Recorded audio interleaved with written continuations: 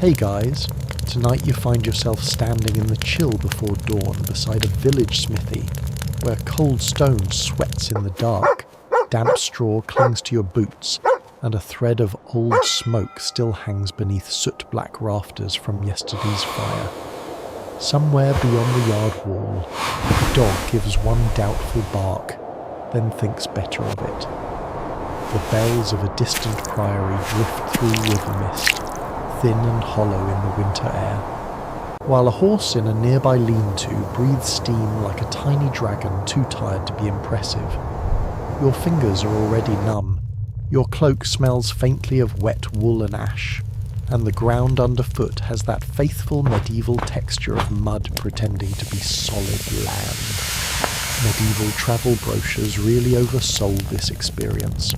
You probably would not last a week out here, if only because every object appears to be either freezing cold, damp, on fire, or waiting to become one of the three. So, before you get comfortable, take a moment to like the video and subscribe, but only if you genuinely enjoy what I do here, and do leave a comment with your location and local time, because there is something comforting in knowing who else is awake in the dark. Now, dim the lights, maybe turn on a fan for that soft background hum, and let's ease into tonight's journey together. You stand for a moment longer in the yard, wrapped in the hour before sunrise when the world feels unfinished, as though God has not yet put the final touches on it. The chickens The are smithy fed. looms beside you in squat shadow, built of timber darkened Mind by the cart years in of the mud. smoke, with a low roof and an open side where the forge crouches like some patient beast, gone to sleep upon its own heat. Even in near darkness, you can make out the hard-used shapes of the place the anvil blocked. Stout as a stump and nearly as old by the look of it, the water trough with a skin of thin ice clouding its top, the tool rack lined with tongs, hammers, punches, and files, each black against the wall like iron prayers hung up for later. This is how the day begins for a medieval blacksmith. Not with grand sparks or the ringing music of hammer blows just yet, but with yesterday's remains. Your first task is not to make iron obey. Your first task is to wake the fire. You duck under the eaves and feel the cold settle differently inside the workshop. Outdoors, the air bites. In here, it simply lingers, as if it has moved in and paid rent. The ash bed in the forge is grey and soft as old wool, though hidden beneath it there may still be a little life, the last heat banked carefully from the night before. No one can quite agree whether a good smith is known more by his hammer arm or by his habits with fire, but the older men swear the second matters more. Strength is useful, coals remembered at dawn are better.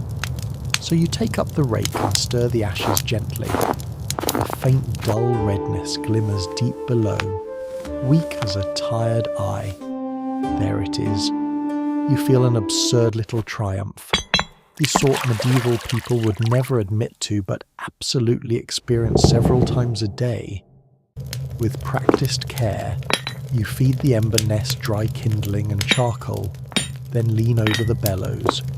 The leather is stiff in the cold. The handles groan when you pull. Breath enters the forge with a low animal sigh. Again! Again! At first, nothing much happens. Then the ember stirs, spreads, and begins to answer. A thin snake of smoke rises, carrying the mineral smell of coal and the sharper scent of burnt wood. Then, at last, the little heart of red blooms brighter. Fire does not leap awake here, it remembers itself slowly. Outside, the eastern sky is lifting from black to deep blue, and the village around you begins its own muttering life. Somewhere close by, a woman opens a shutter, a cartwheel shifts in muck. A cock crows with the confidence of a creature who has never once in his life been asked to repair a broken ploughshare in sleet.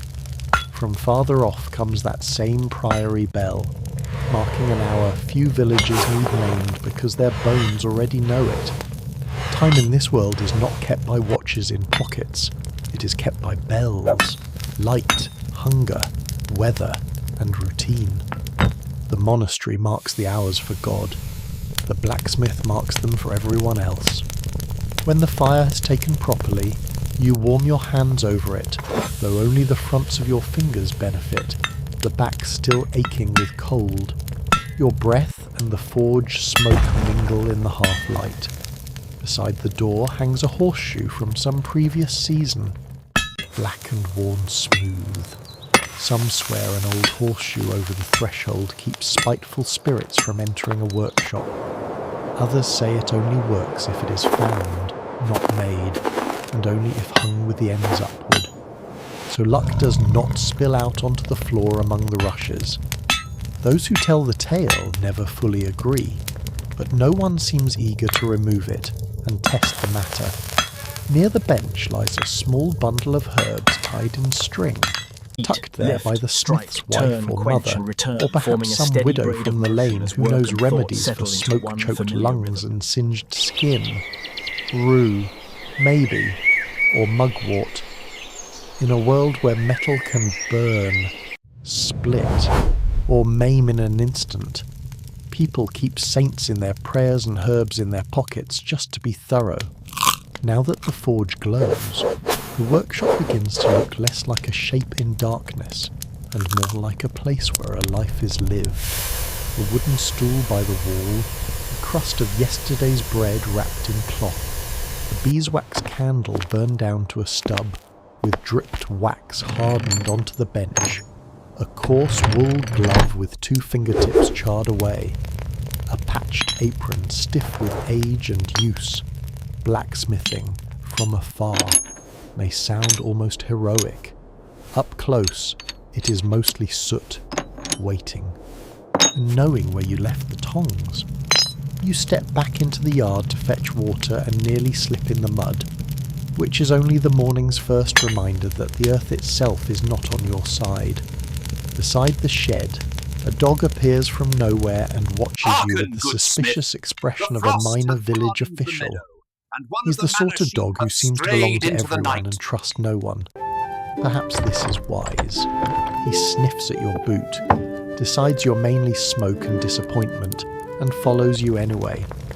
Beyond the yard fence, the first real stripe of dawn spreads over the fields. Frost clings to the furrows in the open land beyond the cottages, and the bare branches along the stream hold a silver edge. In the lane, Excuse me, a sir. woman with a Could you basket possibly trudges fix this toward the handle on my bakehouse. Yes, Her that is an shawl easy is pulled fix. tight, Bring it inside. and she walks with the brisk misery of someone who has accepted cold as a personal enemy. She gives you a nod, and you return it, even before the day properly starts. The village recognizes what your fire means. Once the forge is awake, things can be mended. Once things can be mended, life can proceed. That is the quiet truth of your place here. You're not a lord, you're not a knight, not a priest, not a scholar with ink-stained fingers bent over fine parchment. Yet your labour touches every one of them, directly or not at all. Our The Father hinges who on a art in manor heaven, gate, hallowed the be thy nails name. in a coffin, Thy kingdom the come, knife in a thy will be kitchen, done, the on buckle on a earth as it pilgrim is in heaven. satchel, Make the way, shoe on clear a the cart gate. horse, We are late the iron and the key cargo at an is oak urgent. door, the hook that hangs a cooking pot over the hearth. None of it lasts forever, and all of it eventually finds its way back to the forge. Inside again, you set the water by the quenching trough and lay out the first pieces of the day. Not noble work yet, not dramatic. A handful of The iron bars, hath snapped. some scrap The to be load nearly drawn out or spilled cut into the water down, yonder. a few We are pieces stuck left fast unfinished until 'tis yesterday when fixed. the light failed. The blacksmith's dawn belongs to preparation, sorting, checking, recalling promises made to neighbours and dues expected by the manor. There is always someone waiting for a repair. There is always one more task than the day can comfortably hold. And already you are thinking ahead. The miller wanted a new pin for his cart axle. The reeve mentioned a broken hinge at the granary. There may be horses brought in before the morning is fully grown. There may be nails to make by the dozens, and no one in history has ever looked at a sack of nail rods and thought, "Splendid, my favourite." Still, they must be made. Medieval life, for all its banners and legends, runs on things small enough to lose in straw. The forge heat now reaches your face in steady waves. Behind you, dawn continues to open. Under the rafters, smoke drifts upward and disappears into the blackened thatch gaps where it has escaped for years. The dog curls by the door, already asleep again, as if supervising the return of fire has exhausted him personally. A cart rattles in the lane. Voices rise and fall. Somewhere nearby, someone is grinding grain. Somewhere else, someone coughs, spits, and starts another day. You rest your palm on the smooth shaft of the hammer and feel the grain of the wood. Warm only where hands have warmed it before. This is the threshold of the blacksmith's long day, the moment before Come away noise, from the forge, child, before quickly sparks, before requests and interruptions and sweat. The moment when Hark, iron is still the priory dark bell and the sounds village the still hour. half belongs to mist. Then, Another day nears at its last, end. as the bell far off gives another solemn note across the waking fields, you lift the first piece toward the fire and begin. The first iron of the morning disappears into the forge with a small, dull sound, and you watch it lie there among the coals as if pretending not to notice what is coming. Outside, dawn is no longer merely an idea. It has reached the village roofs, touched the frost on the lane, and turned the river mist from grey to pearl. Inside the smithy, though, the world is still mostly firelight, smoke, and Payment in shadows full, that move Master when Smith. you move. And we are You still work the agreed on that bellows with favour. a slow, We are. Much practiced rhythm, appreciated. and the forge answers Take with this, a deeper neighbour. glow. The warmth is This still part in of it. the day is I never shall not hurried, forget your generosity no matter when how next much you the call rest of upon it my will be. forge. A blacksmith who rushes the first heat is asking iron to forgive impatience. And iron is famous for many things, but forgiveness is not one of them. So you wait, listening to the coals settle and tick. The dog by the doorway opens one eye, sees that nothing dramatic is happening, and resumes his career as a rug. The smell changes first. What had been merely ash and old smoke becomes sharper, warmer, By the saints, alive look at him. with charcoal and hot He scale. falters on that foreleg. Then the bar itself Bring begins water to and colour. bandages, quickly. Not red at once, but I a swear, murky, the deep shoe came off cherry right along the there beyond the edges, ford. then The mud brighter, is too deep. We until it cannot make glows like a Cirencester by secret nightfall told now. too near the light. You draw it out with the tongs and lay it on the anvil. The first strike of the day lands with a ring that seems to wake not just the village, but the air itself. It is not as grand a sound as storytellers would have you believe. It is better than grand. It is useful, hard, clean, certain, hammer on iron, iron on anvil, the note travelling through your arm and shoulder, through the block beneath, through the floor, into the morning. Somewhere beyond the lane, a child likely hears it and knows the smith is at work. Somewhere a farmer hears it and remembers the broken strap hinge leaning against his wall. Somewhere a woman hears it and thinks of the bent pot hook she's been meaning to bring. The bell from the priory marks God's hour. Your hammer marks the village's opportunities. This first work is plain work, the kind that fills a household and vanishes into its seams. Hooks for hanging kettles, nails by the handful, a pair of staples for a chest. Nothing in it is glamorous, which is another way of saying everything in it matters. Great men may leave behind tombs and songs. Ordinary people leave behind hinges. You turn the bar, strike again, draw it thinner, cut it, reheat it, and repeat. The rhythm settles over you until thought and movement begin to braid together. Easy now, steady Heat, on. Lift, It's all right, I've got strike. Turn, strike. quench, return. The motions are so familiar that your hands often seem to know them before your mind does.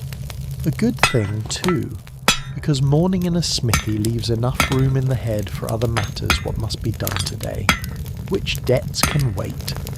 Whether there's enough charcoal stacked dry under cover, whether the reeve will appear with his practical smile and inconvenient timing. By now the workshop has fully emerged from darkness. Smoke hangs in the rafters where it always hangs, making a permanent twilight overhead, even as daylight grows outside. The bench shows its clutter honestly, now chisels, A bad fit files, harms more a than horn this spoon, momentary heat. scraps of leather, a few bent nails set aside because even blacksmiths occasionally decide that enough is enough. Near the wall sits your breakfast, if such a noble word may be applied to a heel of coarse bread, a wedge of hard cheese, and ale weak enough to be trusted before noon. You snatch a few bites between heats, standing up, because medieval meals are rarely interested in your comfort. The bread is stale enough to count as an upper body exercise, the cheese smells persuasive, the ale is cool and thin and faintly sour, which, at this hour, counts as encouragement. Medieval cookbooks, had they cared to include a chapter called Breakfast of the Working Poor, might simply have said, chew It's bravely. wobbling badly. Still, By the saints, it's food come loose matters again. here. The blacksmith burns Another through his repair day as needed the before forge the burns harvest. charcoal. Mistress, I You're need not a charm just against working these with stone fire, bruises laming you my are feeding horse. it with Apply this yourself. poultice twice Your daily. arms, It will draw the shoulders, soreness out. back, and hands are part of the fuel account. No one can quite agree whether smiths are strong because they eat heartily, or We eat bless this heartily hoof because the in the craft name of Saint devours them. Eligius. But by Protect this midday beast the from harm distinction and rarely ill feels humours. important. The first visitor arrives before the sun clears the far hedges. You hear the shuffle in the lane, then the polite throat clearing of someone reluctant to interrupt and yet determined to do so. A man appears at the doorway with a basket on one arm and a broken latch in his hand. He is a tenant farmer by the look of him, boots muddy to the ankle, beard silvered with frost, expression already carrying the day's small grievances. "Morn to you," he says, though in truth the morning has barely decided to exist. You take the latch from him, turn it in the light, and see at once what has Make happened. haste, Smith. The pin has This worked axe will loose. barely hold The together. strap is I bent. haven't got all day. Easy enough, if you have time, Good which day you do to not. you. Are you But looking this for is the trade? sort of request that or builds perhaps a the villager's latest opinion of tidings you. from the village? A smith who keeps Praise people God for waiting the too warmth of long the may forge find on a himself day like remembered this. in every Yeah, complaint but from did you here hear to the the news next from the market Lait de town. France? So you nod, Feel the lay the warmth latch of the near the fire. bench and promise Soon it this by metal later will in be the ready day. for the hammer. He relaxes See how it instantly, glows. as though the repair were already done. This is another quiet part of the blacksmith's trade confidence's service. People come to you with broken things and leave feeling slightly less broken themselves. Not because you have worked a miracle, but because the object has hear about entered the Thomas's one place daughter? in the village where Yes, damage is I heard she expected ran and off not with a yet tinker. mourned. The farmer lingers a moment, warming his palms toward the forge. Everyone does. Even those who pretend they came only on business drift a little nearer the heat. He tells you there was frost hard on the meadow, and that one of the manor sheep strayed in the night. He mentions, with the serious tone men reserve for highly uncertain facts, that old Berta from beyond the mill says iron laid beneath a cradle keeps night spirits from troubling babies. Some swear that cold-forged iron is best for such things, never heated, never softened by fire. Others insist the opposite, that only iron baptized by flame has the strength to turn mischief aside. Even now, it is hard to tell whether such beliefs rise from fear, tradition, or the deep human wish that ordinary objects might quietly guard us while we sleep. You make the correct noises of interest, which costs nothing and preserves harmony, while drawing out another strip for nails. He watches the process with the patient fascination of a man who has seen smithing all his life and still finds it half practical, half witchcraft. This is common enough to most villagers. A forge is one of those places where the everyday world borders something older and less fully explained. Fire turns black metal red. Red metal becomes whatever the hand intends. Sparks leap like little stars and vanish. Water hisses, smoke climbs.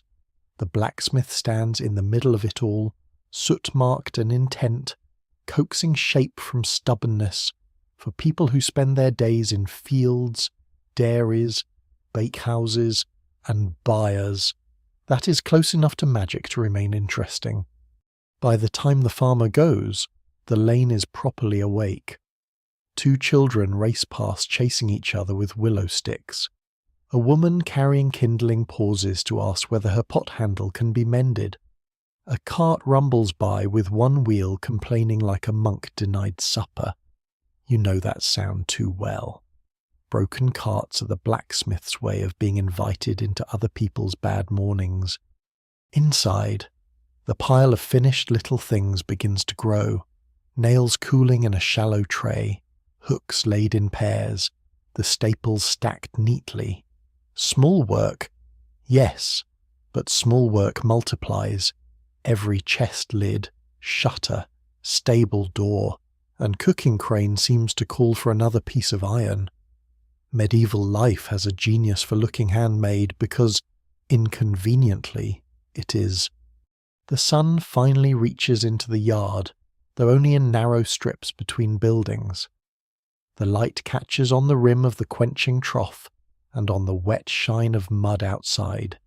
It also catches on the half-burned beeswax candle near your bench, leftover from the darker months when work begins and ends by flame more often than by daylight. You glance at it and remember, absurdly, how last night its smoke curled almost the same way as the forge smoke now. The day may be moving forward, but the smithy always feels stitched to the day before. Your shoulders begin to loosen with labour.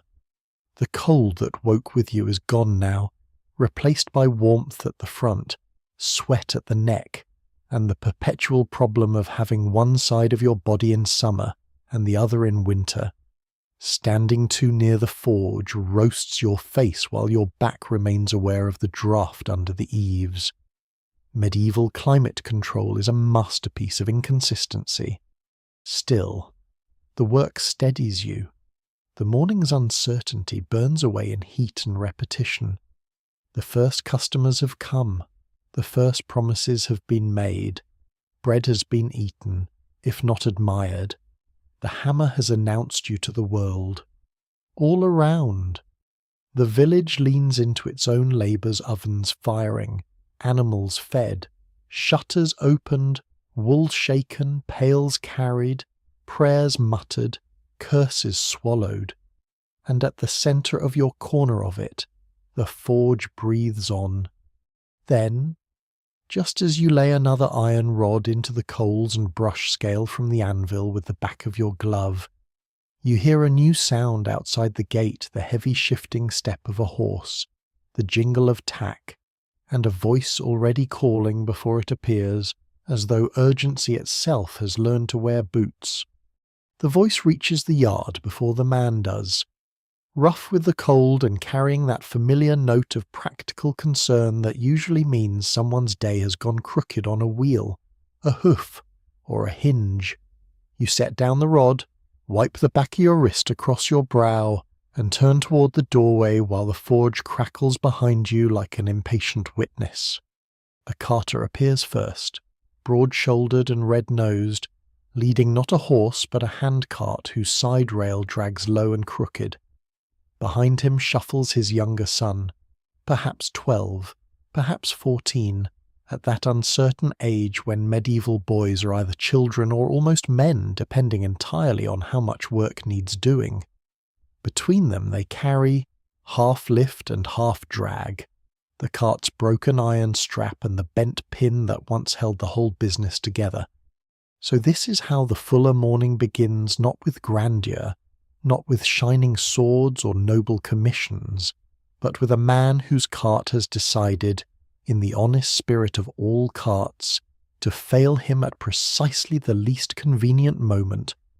He props the strap against the wall and exhales as though he has personally hauled a monastery across 3 parishes. It gave way in the lane by the willows, he tells you. Near pitch the sacks into the ditch. You take the iron in hand. It is cold, wet at the edge from mud, and warped where strain has won the argument. The pin is mushroomed on one end from hard use and hurried repair. This, too, is part of the blacksmith's day, not only making but reading. Iron keeps a record. Every twist, crack, and battered edge is a little confession of what happened when no one was looking. You turn the strap in the growing light and picture the wheel jolting over frozen ruts, the axles shifting, the cart body straining against its fittings.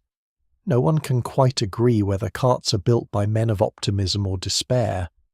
They are expected to carry more than they should, over roads that are less roads than intentions in all seasons, while being repaired mainly by hope and rope until they finally stagger into your yard in disgrace. You tell the carter to leave it. There is no help for it but reheating, straightening, and resetting. He nods with the heavy relief of a man whose problem has crossed the threshold into someone else's hands. The boy stares around the smithy with open interest, taking in the glowing forge, the black walls, the hanging tools. To a child, the place always seems one step away from legend. To you, it is closer to sore shoulders and ash in your sleeves, but you can understand the appeal. You feed the broken strap into the forge and take up smaller work while it heats, because a blacksmith's best trick is often not strength but overlap. Time cannot be allowed to sit idle, so while the cart iron darkens to red, you turn to the morning's first proper batch of nails. Nails are the quiet army of medieval life. They fasten roofs, doors, shutters, bins, boxes, trestles, wagons, bedsteads, and half the wooden world besides. They are rarely admired. No songs celebrate a fine sack of nails. No nobleman commissions a portrait of his favourite spike, yet lose them, and the whole age begins to come apart board by board. This is why smiths make so many of them, and why the work is as repetitive as prayer. You draw out the rod, cut it into lengths, heat each one, and shape the shank with brisk blows, tapering it true. Then comes the head, made by setting the hot piece through the nail header and striking just enough to spread the end without ruining the shaft. Over and over, lift, strike, turn, cut, set, head, toss aside. Each finished nail lands in the tray with a tiny bright note, a modest punctuation beneath the fuller music of the forge. The boy watches with the unblinking awe of someone who has not yet had to do this for an hour straight. His father, meanwhile, edges nearer the warmth and tells you, without being asked and therefore exactly as expected, the latest bit of village uncertainty. Old Nan from near the river, he says, has tied a nail above her byre door to keep milk from souring too quickly. Not just any nail, of course. It must be one made before sunrise, on a day when the bell from the priory carries clearly across the meadow. Some swear that iron worked in the first hour after dawn is strongest against malice, fever, and the jealous glance of neighbours. Others say this is nonsense invented by women who like free nails. Those who tell the tale never fully agree, though no one is entirely willing to test the matter by removing one. You nod as you work. The odd beliefs of the countryside gather around iron as burrs gather on wool. Horseshoes over doors, knives beneath beds, bits of rusty metal tucked into cradle boards, threshold cracks, even the hems of garments for protection on bad roads or saint days with poor reputations. Iron is practical, certainly, but it is never only practical. For people who live close to uncertainty to weather, hunger, sickness, childbirth, wolves, and the endless bad temper of luck, it helps if ordinary things seem capable of quiet defense. The strap in the forge reaches the right color at last, and you lift it free with the tongs. Heat rolls off it in waves.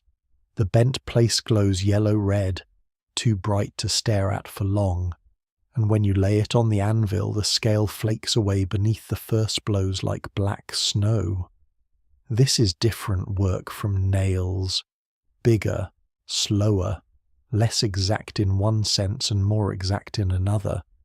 The iron must be persuaded back into line without making it worse. Force, yes, but guided force. Anger has no use here, though many men imagine smiths live by it. Strike, turn, strike again. The warp eases little by little under the hammer, each blow correcting rather than punishing. The sound is deeper with this thicker piece, the ring shorter, the resistance more stubborn. Your arm feels it at once. Cart iron has a way of talking back through the wrist. The boy flinches the first time a shower of scale leaps outward. The dog by the doorway, veteran of the forge and unimpressed by all creation, does not bother to look up. Outside, the village has warmed into full motion now. You hear geese somewhere raising scandal over nothing, a woman calling after a child, the rattle of a pail set too hard on stone. The priory bell marks another hour, and beyond it, fainter still, comes the creak of a distant mill wheel turning at the river. All of it reaches you through the open side of the smithy in little pieces, as though the morning is passing by the workshop door and glancing in. When the strap lies true again, you rework the pin, drawing its end neat and preparing it to be seated properly this time, not shoved in by haste and optimism.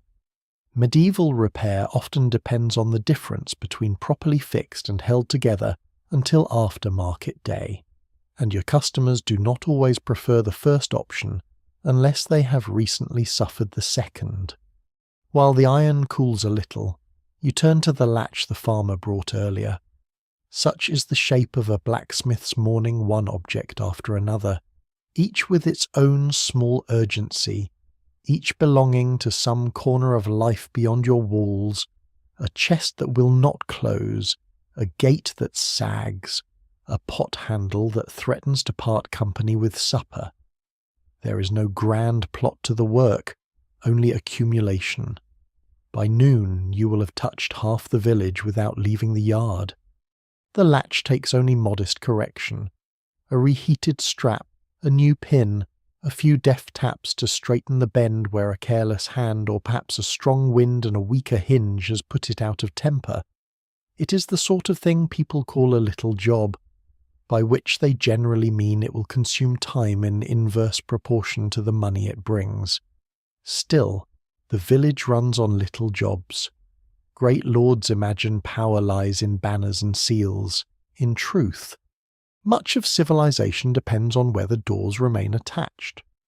You hang the mended latch on a peg by the bench and return again to nails, then to hooks, then to a pair of staples for some chest you dimly recall being mentioned yesterday. The heat rises, your back dampens under the leather apron. Soot works its way onto your hands until your skin seems made of the forge itself. The front of you is summer, the back still a draughty spring. Medieval comfort remains a rumour. At last the cart repair is ready to go. You fit strap and pin, check the alignment, and hand the pieces back to the carter, who weighs them in his palms with the solemn approval of a man inspecting the return of order to his life. He pays partly in coin, partly in promise, which is also typical. Coins exist, yes, but so do eggs, favours, scraps of leather, and the old village currency of future mutual inconvenience. Before he leaves, he tears a small loaf in half and offers you the better portion, still faintly warm from the bakehouse, a kindness, or perhaps insurance for the next time his axle develops ideas. You accept it with thanks. The boy gives the anvil one lingering look, as though hoping it may say something memorable. It does not. Anvils are wise that way. When they have gone, the smithy feels briefly larger. The forge breathes steadily. The tray of finished nails has grown into a respectable little heap. Sunlight now reaches almost to the threshold, turning the yard mud glossy where cart wheels have cut it. You eat the bread in a few grateful bites, softer and sweeter than the crust from earlier, and wash it down with a swallow of weak ale. Then you hear a new sound, lighter and more urgent than cart trouble. Quick on the lane and alive with that restless movement only animals bring hooves approaching, one steady and one uneven, with the unmistakable rhythm of a horse coming not merely to visit, but to complain. The uneven rhythm grows louder in the lane, accompanied by the soft clink of tack and the low, resigned murmur of a man speaking to a horse, as though apology might improve its opinion. You set down the bread crust, wipe your hands on the apron, and step toward the open side of the smithy just as the animal comes into view. It is a bay gelding, broad through the chest and steaming lightly in the cool air, with mud splashed up its legs and the weary face of a creature who has already been awake longer than he prefers. One foreleg lands true, the other touches down with a hitch, careful and short. Beside him walks a messenger, by the look of him cloak travel-stained, hood thrown back, boots crusted with old road mud and fresher frost. He lifts a hand in greeting, but does not waste time on much of it. Lost a shoe beyond the ford, he says, or half of one, and he's gone lame besides. Of course he has. Horses rarely choose a convenient moment for discomfort. They save it for roads, errands, hills, rain, and exactly those journeys a man claims cannot be delayed. Medieval transport, when you strip away the romance, is largely a sequence of negotiations with animals who know perfectly well they're doing most of the work. You come closer, and the horse turns one dark eye toward you, measuring. His breath drifts in white puffs. The leather straps on the bridle are damp. One of the saddle bags carries a pilgrim badge pinned to the flap, tin or lead, stamped with the saint worn nearly smooth by weather and travel. Perhaps the rider has been on the Abbey Road. Perhaps he bought it second-hand for luck. With medieval people, certainty is a luxury item. You run a hand down the gelding's neck, calm and firm, letting him learn your touch. He smells of wet hide, sweat, straw, and cold morning. At the fetlock the hair is caked with mud. At the hoof, the problem shows itself plainly enough. One shoe is loose and twisted, a nail head gone. The iron shifted so that each step pinches where it ought to protect. No one can quite agree whether horses are noble creatures burdened by human need, or patient saints sent to shame mankind by example. But every farrier and smith knows they can also be enormous bundles of opinion balanced on 4 excellent reasons to step on your foot. You crouch beside the hoof, feeling the damp from the yard creep at once into your knees. The messenger holds the reins shorter, the horse flicks an ear, then another, behind you. The forge breathes and cracks softly, the only fire in sight this hour apart from the pale one climbing over the fields. Shoeing is different from shaping nails or mending hinges. Here the iron must answer not only wood, door, gate, or cart, but living movement. Hoof grows, wears, chips, softens in wet weather, hardens in dry, cracks in frost, bruises on stone, and complains through the whole horse when something goes wrong. A village blacksmith is often a farrier too, because villages do not have the luxury of tidy professions. The same hands that mend a plough by dawn may trim a hoof by breakfast and straighten a manor hinge by noon. You lift the injured foot, and the gelding gives you the usual expression horses reserve for being helped injured dignity mixed with suspicion. Fair enough. If someone seized your ankle, propped it between their knees, and began discussing iron near your toes, you might prove difficult as well. The old shoe comes free with some persuasion. You pry carefully, straighten the bent edge, and pull the remaining nails. The frog is sound. The hoof wall is worn more on one side than the other. There is no grave injury, thanks be, only soreness and bad luck. The messenger exhales as though he himself had been holding up the horse's leg all this time. You tell him the animal will need a little patience. He gives you the pained look of one who has none to spare. That, too, belongs to the morning. People never bring horses to the yard because they have cleared their day for reflection. You lead the gelding beneath the eaves where the ground is firmer. The dog, who has tolerated carts, farmers, and nails with professional indifference, rises only now and circles once at a prudent distance, perhaps to remind the horse whose doorway this truly is. The horse ignores him. Dogs, after all, are mostly commentary. Inside, you choose a length of iron suitable for a replacement shoe and set it into the forge. The messenger waits near the entrance, hands stretched to the warmth, watching with the taut energy of a man who wishes to leave and knows wishing is not a recognized workshop tool. While the iron heats, you fetch the hoof knife and rasp. The gelding shifts, then settles under your hand. Hoof care in this age is half craft, half gamble, and all necessity.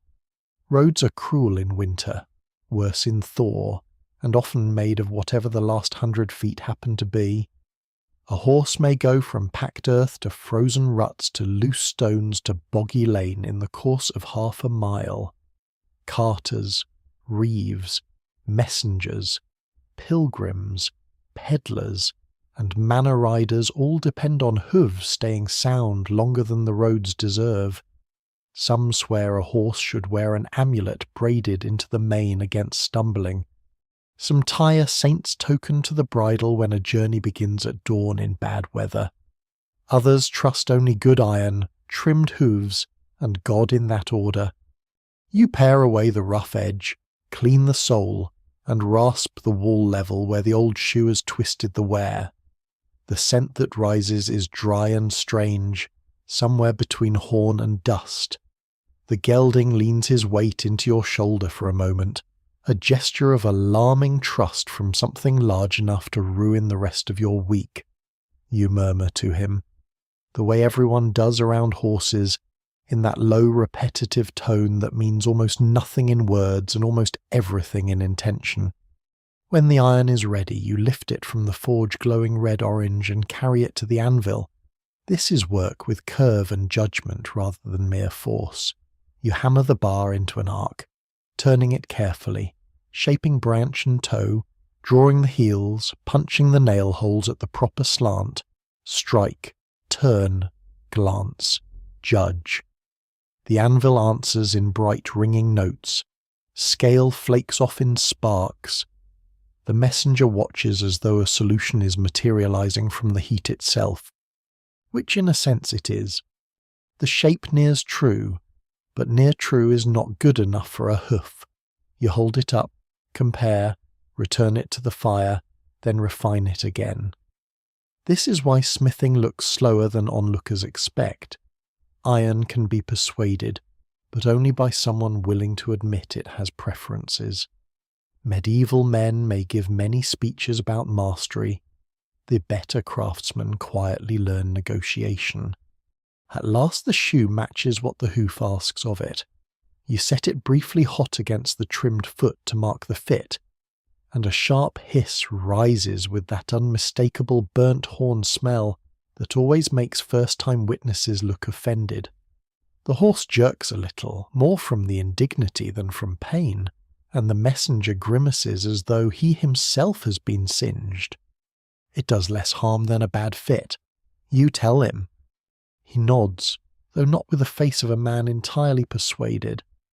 There are small things in every trade that look cruel until one understands them, and horseshoeing is full of them. So is medicine, so is pruning, so, in truth, is much of medieval life. Comfort is admired from a distance and sacrificed at close range. You cool the shoe, set it properly and drive the nails. Each one goes in with a crisp, careful blow, finding the white line and rising through the wall where you expect it. Then you clinch the points, bend them over, rasp them smooth. The gelding stamps once when the foot is lowered, testing the ground, then stands better. Not perfect yet. Better. Sometimes that is the whole miracle available. The messenger's shoulders ease. He reaches into his pouch and pays partly in coin, partly in information, which in villages and on roads is nearly as prized. He says the ford is running high from Thor upstream. He says a pilgrim band passed yesterday wearing scallop badges and singing so poorly that even the crows took offence. He says at the manor gate a wheel from some provision cart was seen wobbling in a way destined for your future. Of course it was. Before he leaves, he pulls from his saddlebag a little cloth packet and asks whether you know a charm against stone bruises in horses. His aunt, he says, swears by knotgrass and vinegar tied into the stable door lintel. Another man told him to rub the frog with goose fat blessed on St. Eligius's day, which sounds to you exactly like the sort of remedy invented by a saint-loving goose. Even now, it is hard to tell where horse law ends and weathered imagination begins. You tell him rest is better than charms, though charms may comfort the owner, which is often nearly as useful. He laughs once at that, tiredly, and mounts with the careful stiffness of a man who has ridden a long road already and must ride farther still. The gelding steps away more evenly. The dog escorts them to the lane with the solemn air of a minor official concluding an inspection. Then they're gone into the pale widening day, tack jingling faintly, hoofbeats steady now on the road beyond the yard. For a moment the smithy falls quiet except for the forge and the little clicks of cooling iron. But only for a moment, because no workshop in a village stays private long. Already another figure pauses by the gate, then another, a woman with a bent cooking hook, a farmhand carrying an axe head loose on its haft, an old man who may have come for a hinge and may stay for gossip. The sun has climbed high enough to strike the mud in the yard, and the smithy, once a dark private shell around you, has become what it truly is through most of the day, not just a place of labour, but a place where half the village comes to warm hands, mend objects, swap rumours, and lean for a little while against the certainty of iron. By the time the horse and rider disappear down the lane, the yard no longer belongs to Dawn, it belongs to people. They arrive one by one and then somehow all at once, as if the forge fire has sent word through the village that broken things may now present themselves for judgment. The smithy fills not merely with work, but with presence boots on damp earth, breath clouding in the cool shade, hands rubbed together near the warmth, voices lowered and then raised again as confidence returns. This, more than the hammer itself, makes the blacksmith's yard feel like the heart of a village. The bakehouse feeds people, the church gathers them, the alehouse loosens them, but the smithy draws them in with all the practical urgency of daily life. If something has bent, cracked, slipped, warped, split, come loose, dropped off, worn through, or suddenly refused to cooperate out of spite, sooner or later it will pass through your hands. The first across the threshold is a woman from the lower lane with a cooking hook wrapped in a rag as though it were an injured finger. She's broad-shouldered, shawled tightly, cheeks pinked by cold, and she speaks before she quite stops moving, the way busy people do when every minute is already spoken for. It bent near the hearth, she says, unwrapping the iron. Pot slipped sideways. Near lost the pottage. This is offered with the seriousness it deserves.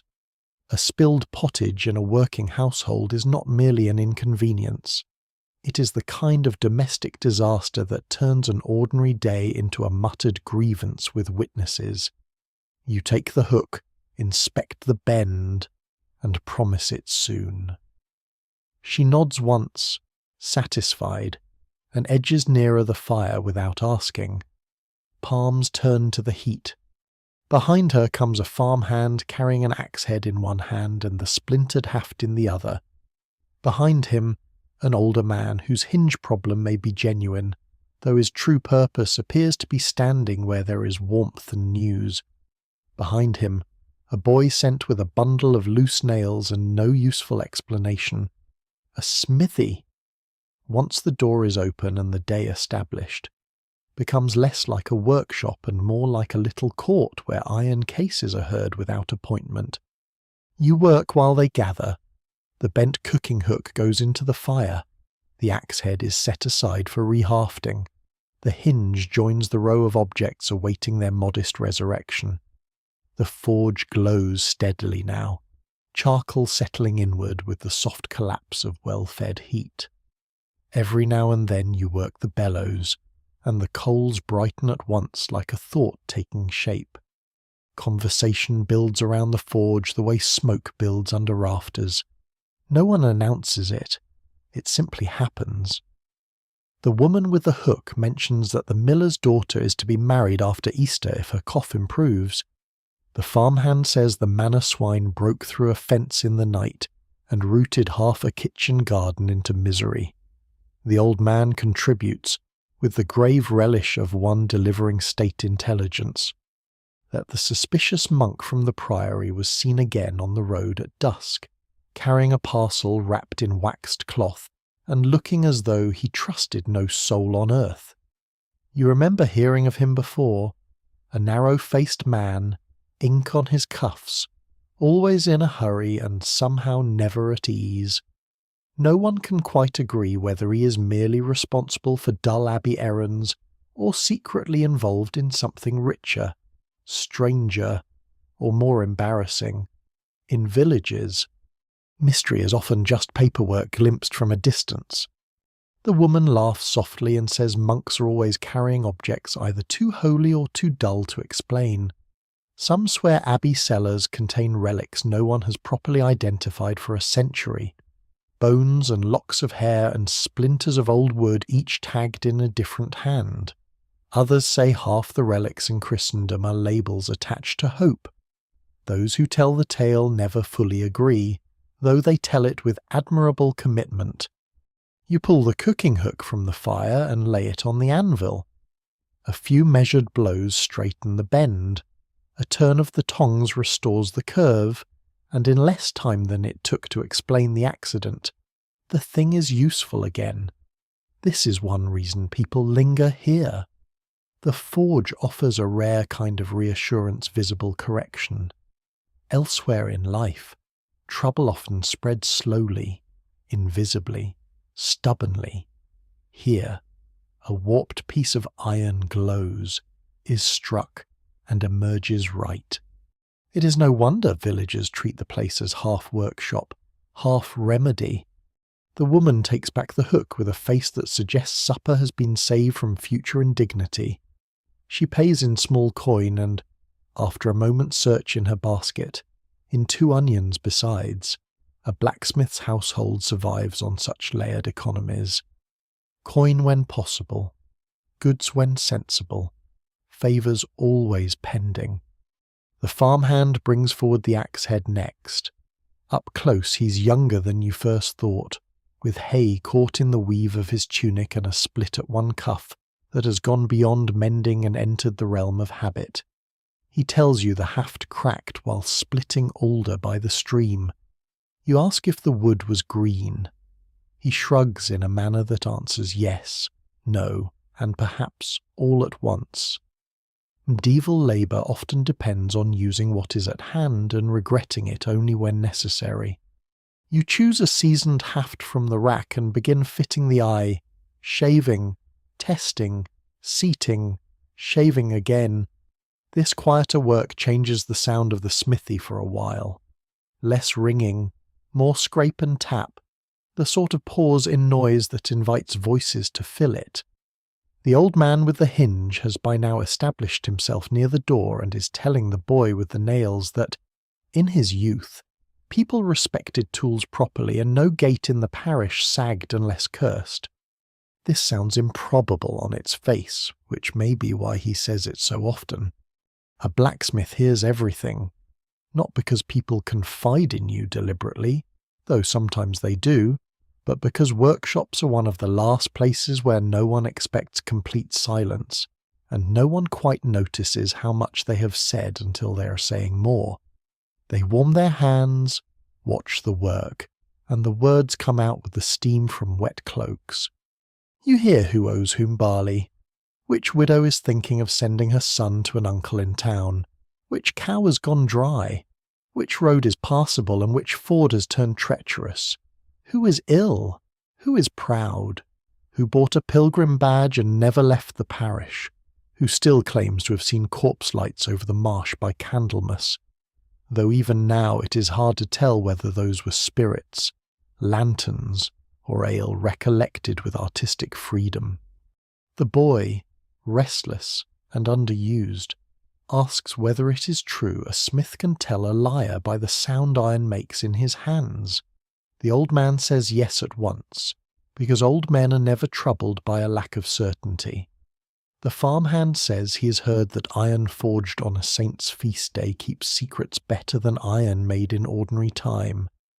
The woman with the onions, not yet gone, snorts at this and says if iron truly kept secrets, no chest in the village would ever stand open. You allow yourself a small smile and keep shaping the haft shoulder. There are stranger beliefs, certainly. Some villagers hang little iron keys above bed curtains to ward off fever dreams.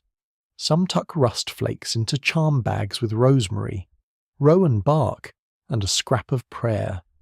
Some say blacksmiths should never begin a new fire with borrowed embers, lest the year's luck belong to another household. Others insist a forge ought always to sleep with one coal alive beneath the ash, because a dead hearth invites more than inconvenience. Whether these things are old wisdom, old fear, or simply ways of pretending the world is negotiable, no one can say for sure. The axe-head seats cleanly at last. You wedge it firm, test it, and hand it back. The farmhand swings it once in the yard with the solemn concentration of a man trying not to appear pleased. He is pleased. Useful tools make quiet joy wherever they go. By mid-morning the smithy has become almost a little inn without ale. Not comfortable, exactly. No one would mistake soot-black timbers and a dirt-flecked floor for luxury. Still, there is a kind of fellowship in shared necessity. Wet wool steams near the fire. Rushes along the inner threshold have long since given up the struggle against mud.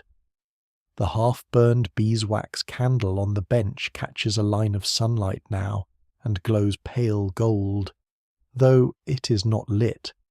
The dog has changed positions 3 times and considers each one a meaningful contribution. Then the hinge man finally produces his problem, and it is indeed a hinge, though so old and rust-thick it looks more relic than hardware.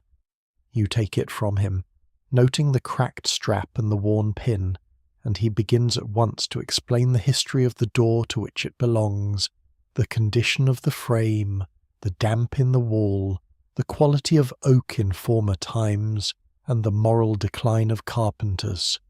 This will take a while. You let it pass over you like weather while you work. Reheat, ease the rust, knock the pin free, straighten the strap, forge a replacement. It is almost soothing now, this flow of people and objects. One leaves, another arrives, a pail handle, a kettle bale, a snapped buckle tongue, a chain link. Every item carries a little shadow of its owner's day with it. You are mending more than metal. You are shortening inconveniences, restoring routines, nudging small domestic disasters back toward order. That is why the smithy becomes a village heart without anyone meaning it to. People do not come here because it is cheerful. They come because life frays, and this is one of the few places where fraying can be reversed in public. Around your fire they gather not just for repair, but for the comfort of seeing that the world, however muddy, smoky, and stubborn, is still held together by hands that know what to strike and what to spare. And just as the crowd thins a little, leaving behind the smell of wet wool and warm iron, a new shadow falls across the doorway, cleaner cloaked, better fed, carrying the particular air of somebody who does not bring gossip or onions, but obligation. The new arrival does not enter at once. He pauses at the threshold as though the mud might rise up and stain him out of principle. His cloak is decent wool, dark and brushed, with less wear at the hem than any garment has a right to possess in this village. His boots are sound. His belt carries a neat purse and an iron key larger than any cottage lock requires. He is not a lord, of course. Lords do not visit smithies unless a spectacle is expected, but he belongs to that layer just beneath them, where authority is borrowed, polished, and delivered in measured quantities. The steward's man, then, or near enough. He dips his head the smallest amount necessary to pass for courtesy. In his hands is a bundle wrapped in sacking and tied with cord. You already know, before he sets it on the bench, that whatever lies inside will not be simple, cheap, or entirely optional. Around him, the ordinary life of the smithy adjusts itself. The old hinge man grows quieter. The boy with the loose nails suddenly remembers he has somewhere else to be. Even the woman lingering near the gate with her shawl tight about her shoulders gives the newcomer one long look and drifts off without collecting more conversation. Village people can sense manor business the way geese sense weather. You untie the cord and fold back the sacking. Inside lies a set of iron fittings, 2 straps for a small chest or coffer, a latch plate, and a heavy hasped lock housing with its hinged tongue cracked near the rivet. Not fine work exactly, not ornamented enough for a noble chamber, but better than peasant iron. Manor iron. The sort of thing meant to hold grain tallies, rents, candles, accounts, or keys to other things that matter. The man tells you what you expected. The steward requires these mended before evening. The coffer belongs in the manor counting room. It is used daily. It cannot be left unsecured overnight. There is no threat in his tone, which somehow makes the obligation heavier. Medieval authority rarely shouts when it already owns the road outside. You lift the lockpiece and turn it under the light. The crack is ugly but manageable. The latch plate is bent at one corner. One strap has sheared near a rivet hole where the metal was too thin or the force too rude. No one can quite agree whether manor furnishings break from overuse, neglect, or the endless insistence of men who slam lids as if punishing the objects for containing taxes. Still, broken they are, and now they have come to you. You nod, because there is little else to do. The man seems pleased by this entirely predictable surrender, and adds, almost as an afterthought, that the reeve may come later regarding a granary hinge. Of course he may. The manor's appetite reaches everywhere. Grain, timber, rents, labour, poultry, wool, repairs, even your fire in some sense, burns under its shadow. When he is gone, taking his clean boots back into the lane, the smithy feels dimmer for a moment, though the forge is bright as ever.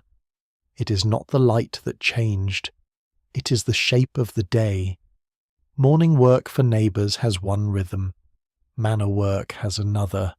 You may be useful to both, but only one of them can command. So you clear the bench, shift the lesser pieces aside and set the damaged lock fitting into the fire. The coals take it slowly. The metal is thicker than hook or hinge work, and the forge must be fed hard now. You lean into the bellows and feel the workshop answer. Heat deepens, charcoal settles inward. The air gains that denser smell of hot iron and mineral scale that sits at the back of the throat. The dog near the doorway lifts his head and chooses wisely to move farther from your feet. Outside, the day has turned toward midday. The cold has softened from a bite into a wet chill. Sun reaches over the yard wall in pale strips and strikes the mud where cartwheels have churned it glossy. Somewhere beyond the lane comes the rattle of a handcart and the brief call of a peddler selling salted fish or onions or both. The priory bell marks another hour, and from farther off a second bell answers from the manor chapel, fainter and less patient. This is how time layers itself here. Church, manor, village, all ringing over one another like overlapping duties. You take the heated lockpiece from the forge and lay it on the anvil. The crack glows dark red along one edge, barely visible unless the light catches it. This is careful work, not graceful, perhaps, but exacting. You open the seam just enough, clean it, prepare the join, and begin to draw out a small patch plate that can be riveted where the break has weakened the hinge tongue. Blow after blow, each measured. Too hard and the thing distorts, too soft and nothing improves. Medieval repairs are often less about restoring perfection than about giving an object another honest stretch of life. While the iron reheats, you pull a morsel from your dinner cloth more bread, a bit of salted onion, the remains of that cheese hard as doctrine and eat standing up, because the forge does not wait for comfort. Midday meals in working households are mostly negotiations between hunger and available hands. Pottage if there is pottage, bread if there is not. Ale weak enough to sustain the illusion of hydration, smoked fish on lucky days, cold beans on unlucky ones. If a man dines at leisure, he is either wealthy, ill, or shirking. You chew, swallow, and glance across the smithy. There on the bench sits the half-burned beeswax candle from last night. Pale in the daylight, a little pool of hardened wax spilled beside it. Near the wall hangs the old horseshoe over the threshold, still guarding the workshop by whatever rules govern such things. The rough onions from the woman in the lane lie beside the purse with 2 small coins from the messenger. A village's economy in miniature rent due upward. Necessities moving sideways. Favours and food passing hand to hand beneath the notice of those who count more formally. No one in the village is entirely free of the manor, least of all a smith. Your labour may be paid in bits and pieces, but obligations arrive in whole form. A steward can demand repairs first because the granary door guards rent grain, because the chest holds tallies, because the plough chains for the domain fields cannot wait, because the Lord's people are always one rung closer to urgency than everyone else. Even now, it is hard to tell whether your place in the world is enviable or merely indispensable in inconvenient ways. The patch plate comes right at last. You punch the rivet holes, reheat the fitting, align the join, and set the rivets with short, determined blows. The metal tightens together under the hammer, stubborn at first, then agreeable enough. When the work cools slightly, you test the movement. Better. Strong again, or strong enough to stand another season of hands that do not love it. Next come the straps for the coffer. One must be straightened and re-riveted, the other needs a new section scarfed in where the old iron tore. Not delicate work, but long work. You heat, hammer, fit, punch, and reset. The anvil rings. The quenching trough hisses. Steam rises and curls toward the rafters, where it joins the old smoke that never quite leaves. Beneath your apron, your shirt clings damp at the neck and shoulder blades. The front of you is scorched. The back remains cool in the draft from the yard. Medieval balance is mostly the art of being uncomfortable in multiple directions at once. A farm child appears at the doorway around this time, clutching a broken skillet handle in both hands. He sees the manor fittings on your bench, sees your posture, and hesitates. You tell him to leave it by the wall. He does, solemn as an acolyte delivering an offering. Then, before running off, he glances toward the lock parts and whispers that his grandmother says iron locks remember every hand that has touched them. Some swear a chest grows unlucky if opened by an envious man or shut by a grieving woman. Others say one should never hammer a lock while church bells ring, lest it refuse its key in future. Those who tell the tale never fully agree, though locks do seem to attract superstition in proportion to what they hide. You give him a grave nod, because children deserve the dignity of their strange inheritances, and because smiths learn early that dismissing belief seldom removes it.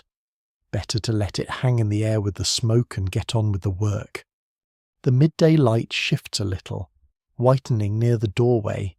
Outside, someone drives geese past the lane in a storm of complaint. A monk's voice drifts faintly from the road. Perhaps that same suspicious one from earlier stories, though you do not leave the anvil to check.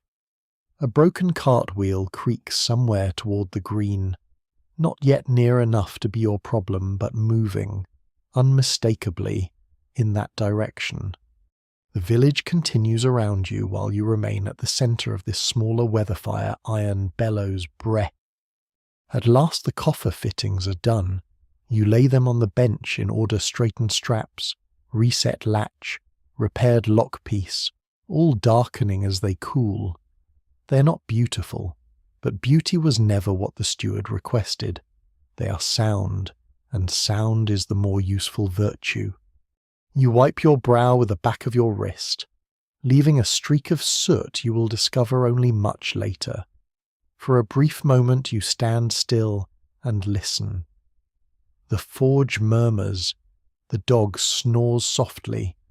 The priory bell begins again across the fields, and with that bell comes the sense that the day, though only at its middle, is already full of labour enough for 2 men, and likely preparing a third. Then from beyond the gate comes the scrape of heavier boots and the unmistakable voice of the reeve, already speaking as if you had agreed with him yesterday.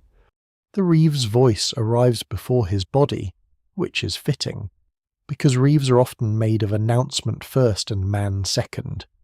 It carries through the yard in that practical, slightly burdened tone used by people whose authority consists mainly of bringing other people's problems to your door and expecting gratitude on behalf of the system. He steps into view a moment later, broad in the middle, brisk in movement, wrapped in a fur-lined cloak that has seen enough weather to justify every patch. Mud grips his boots. Rain from some earlier shower still darkens the hem. In one hand he carries a short length of chain, in the other the broken socket of a ploughshare point wrapped in rag. Behind him trails a younger labourer bearing an axe head, a sickle, and the sort of expression worn by men who have learned that village work multiplies whenever the reeve clears his throat. So here comes the countryside itself, not in grand scenery, but in the battered mouths of tools. He sets the plough-piece on your bench with a weighty clank. Domain field, he says, by which he means manor land, by which he means priority, by which he means today has just grown narrower. Hit stone near the north ridge. Of course it hit stone. The earth in these parts seems to keep a private collection of them, each lying in wait beneath good intentions.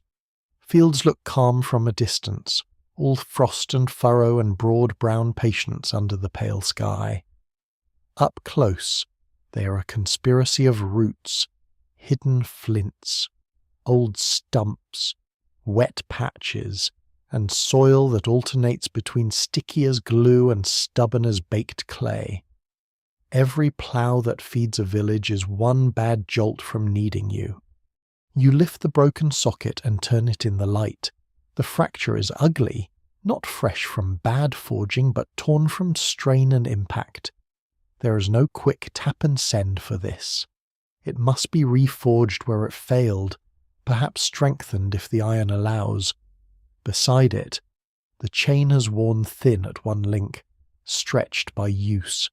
The axe head is blunted and loose. The sickle edge has become more suggestion than edge.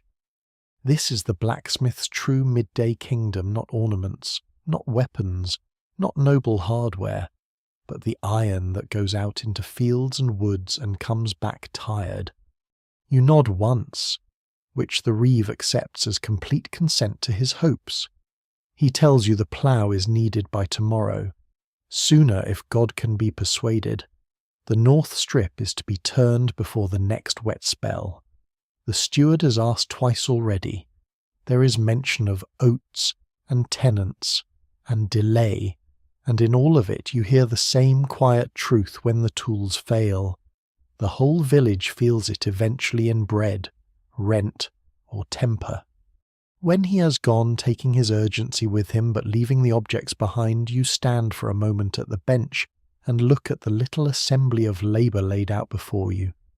Here is a year in iron, the ploughshare that bites the field before dawn while mist still hangs over the furrows, the axe that fells alder in the wet copse beyond the stream, sending the scent of sap and raw wood into cold air, the sickle that cuts grain under August sun, arm after arm, hour after hour, while dust clings to the skin and shirts darken with sweat, the chain that drags, lifts, hauls, binds, and complains. A blacksmith does not merely work in the village. He works in the shadow of every task that keeps it fed. You take the plough piece first, because large things announce themselves in the forge. It goes into the coals with a heavy, deliberate sound, and at once the fire seems to narrow around it, as though recognizing serious business. You feed more charcoal, work the bellows, and watch the heart of the forge deepen to a brighter red. Nearby, the half-burned beeswax candle sits pale and foolish in the daylight, as if surprised anyone ever trusted it to compete with this. Outside the yard, the day drifts on. The pale sun has softened behind thin clouds now, and the damp chill has returned in that sly medieval way that makes a man suspect the weather of personal dislike. Somewhere in the lane a woman passes with pails, the yoke creaking softly across her shoulders. A little farther off, children shout over some invented calamity. Then, from beyond the lower fields, comes the faint roll of an ox cart and the caw of rooks turning in the hedgerow. Life keeps moving while you heat the things it breaks. When the plough iron reaches the right red, you lift it free. It is heavier than morning work, and your arm knows it at once. You settle it on the anvil and begin the harder blows, opening the broken area, cleaning the fault, preparing it for a scarf to join. Strike, turn, strike, lift, judge. The sound is deeper now, less bright than nails or hooks, more like a bell wrapped in cloth. Scale leaps from the surface and lands around your boots in brittle black curls. This is craft at its least romantic and most essential. Plough iron has no interest in grace. It must be sound, thick where the stress runs, shaped to bite soil and survive hidden stone. No one can quite agree whether the earth hates iron or merely tests it.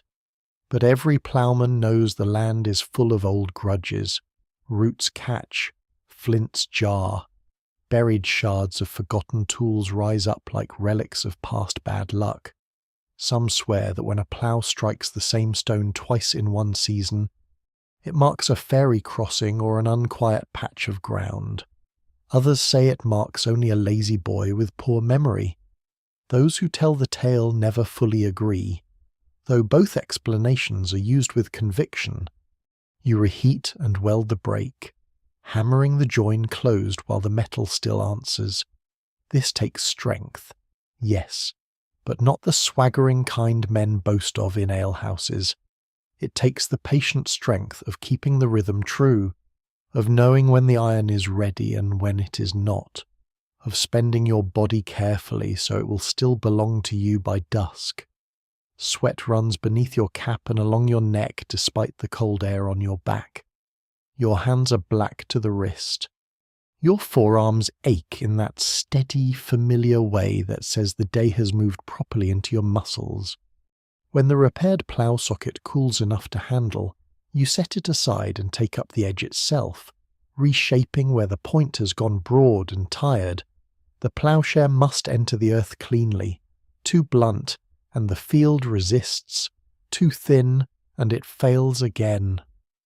The whole village lives in these balances without always seeing them.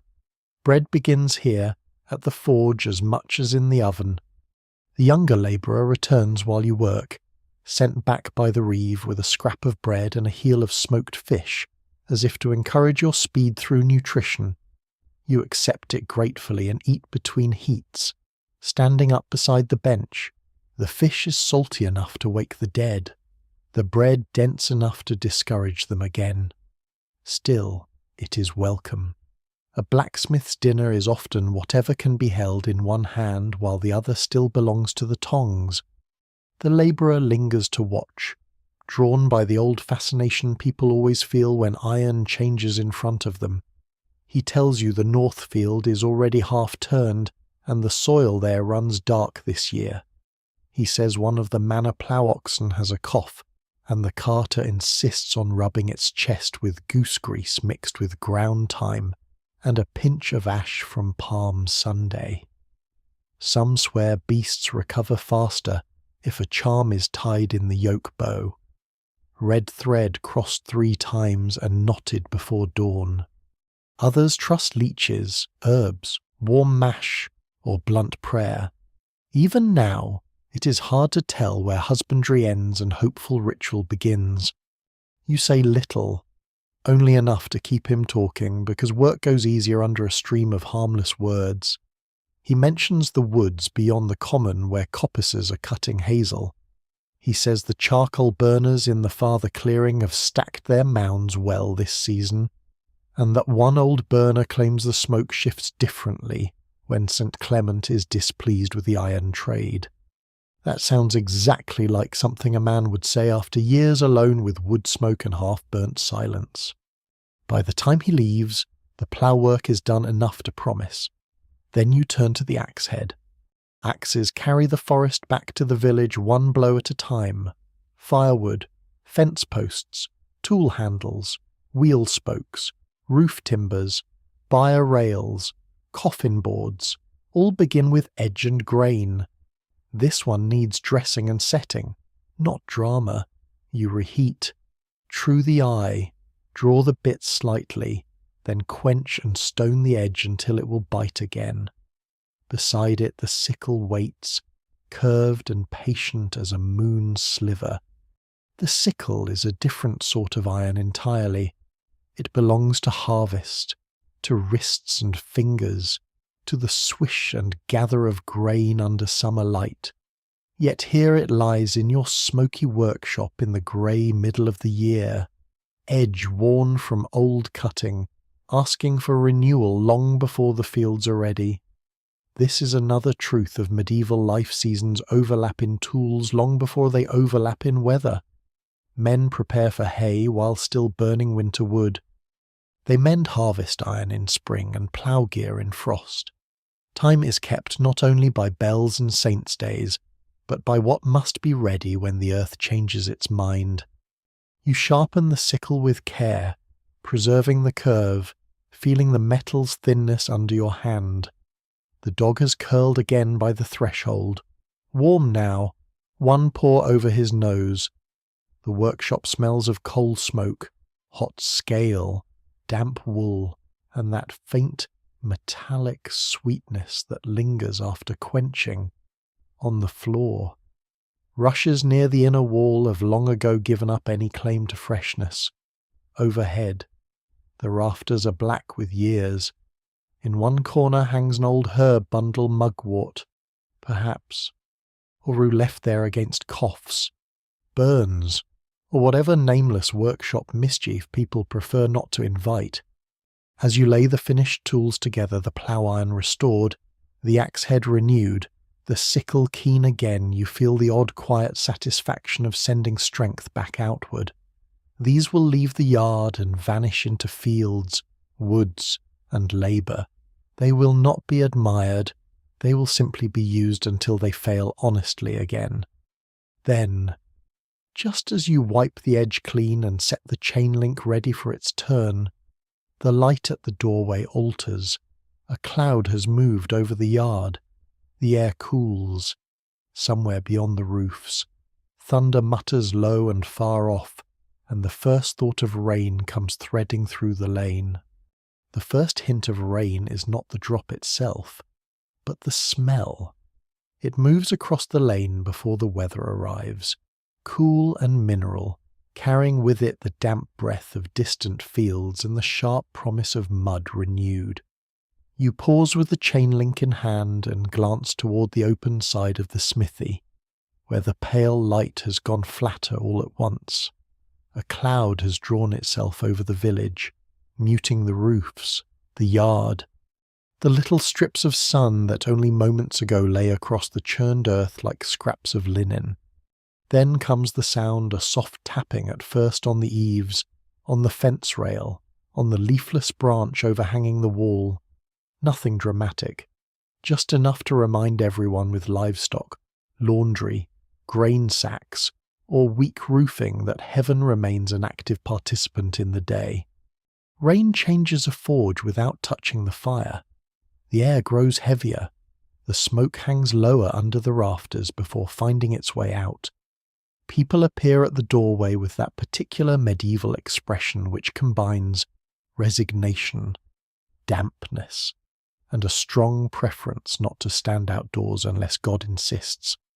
You move quickly to shift the drier charcoal farther under cover, kicking a split board into place near the fuel stack where the roof drips in one stubborn corner. The dog, veteran of such conditions, lifts his head, judges the rain insufficiently apocalyptic, and merely relocates to a drier patch by the bench. You return to the forge, which now seems warmer, brighter, more singular in the grey. There is something about bad weather that turns every workshop into a little sanctuary, and a smithy more than most. Not because it is comfortable, exactly. Comfort would be an ambitious description for a room full of soot, hot iron, damp rushes, and one man perpetually smelling of smoke. But it is dry enough, warm enough, alive enough. In rain, those three qualities amount to luxury. The chain link you set in the coals belongs to the Reeves lot, and while it heats you glance toward the old horseshoe above the threshold. Its ends point upward, keeping luck in, according to one opinion, or downward, pouring luck onto whoever passes beneath. According to another, no one can quite agree which way is right, which is one reason such objects remain hanging for decades. It is difficult to refute a superstition that has the good sense to look old. Storm weather always stirs the hidden beliefs of the countryside. Some swear thunder angers spirits already driven uneasy by iron and fire, and that a smith should never begin a new piece when the sky mutters over the hills. Others say the forge fire burns stronger under rain, because wet air makes men work the bellows harder without meaning to. A few old women in the village insist that if sparks leap toward the doorway during a storm, strangers will arrive before dark, even now. It is hard to tell whether such sayings are warnings, entertainments, or simply the mind's way of refusing to leave the weather unexplained. The chain reaches heat. You draw it out, open the worn link, prepare the scarf, and begin the repair. This is close, exacting work, neither large enough to be satisfying in the heroic sense nor small enough to dismiss. Most blacksmithing lives in this middle country. The link must close cleanly, take the weld, and bear strain later when no one is there to admire the care that went into it. So you strike short and firm, turn it, return it to the fire, draw it back again, and close the seam. Hammer, turn, judge, and quench. The rhythm steadies the day as rain thickens outside. Soon enough the doorway darkens with figures. A shepherd first, cloak dripping, crook tucked under one arm, who claims he came only to ask about a buckle and then stays squarely in front of the heat. Behind him comes a widow from the upper lane carrying a little iron trivet wrapped in apron cloth. Then a traveller of uncertain trade, boots caked to the ankle, who lingers just inside the eaves and offers the sort of nod men exchange when admitting they would rather not be alone in the rain. You do not stop working. A smithy in weather must host and labour at once. The widow unwraps the trivet and shows you a cracked foot where it has worn thin from years on stone hearths. The shepherd produces his buckle at last, though from the way he presents it, you suspect the buckle is merely his excuse for 5 minutes indoors.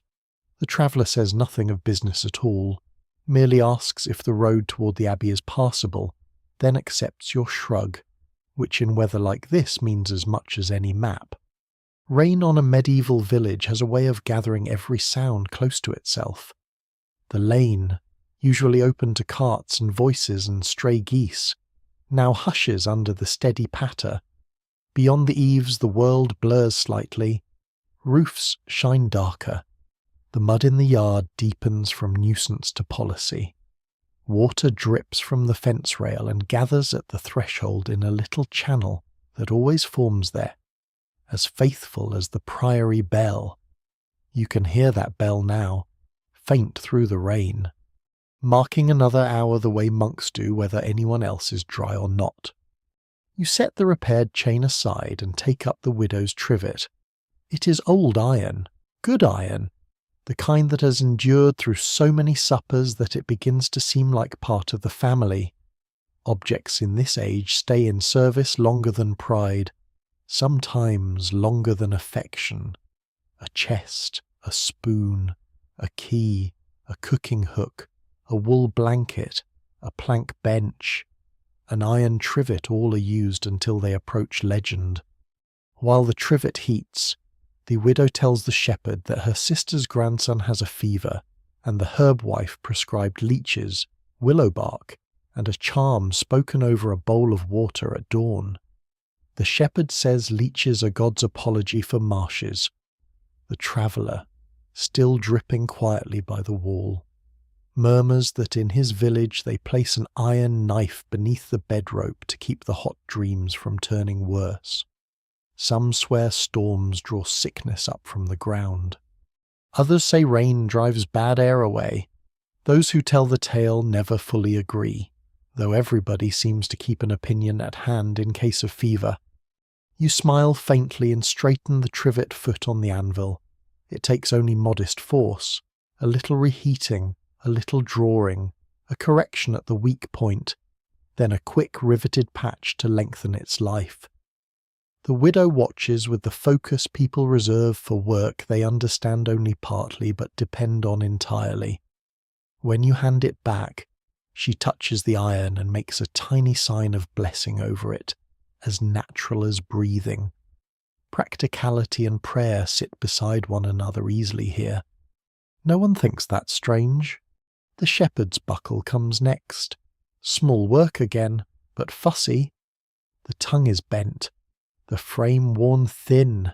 It smells faintly of wet leather and sheep. You ask how many are out in this weather, and he says too many, which is the correct number for sheep in any weather. He mentions, while you adjust the pin, that one ewe has gone lame an old hob near the common, claims a lamb's wool charm tied above the fold door keeps wolves from looking twice. This sounds unlikely. But then so do wolves with spare time for etiquette. The traveller finally edges closer to the warmth. He is not rich, not poor enough to be rooted. Perhaps a packman or peddler whose trade depends on roads remaining just passable enough to be regretted later. Water steams from his cloak hem. He studies the forge with the tired interest of a man who has seen many villages and trusts their fires more than their gossip.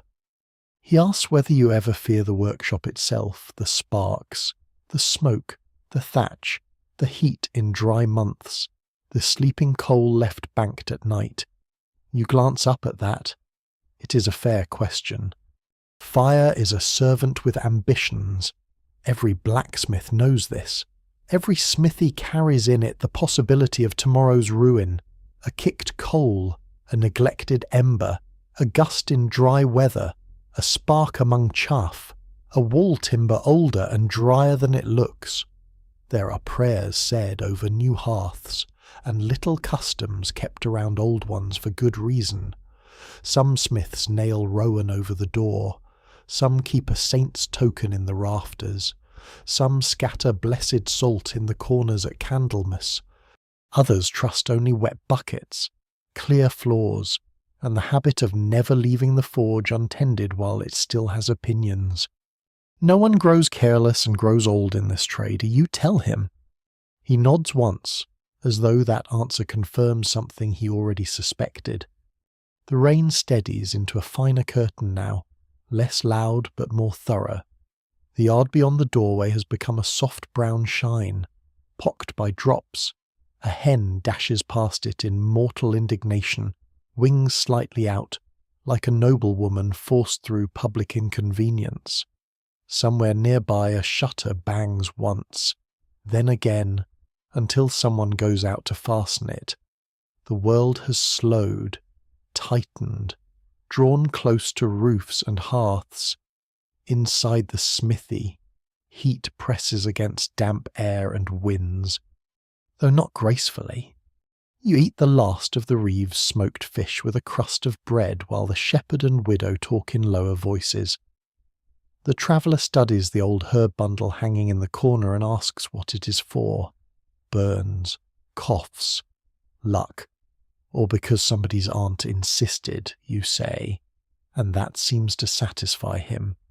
In truth, many things in a medieval workshop exist under those exact categories.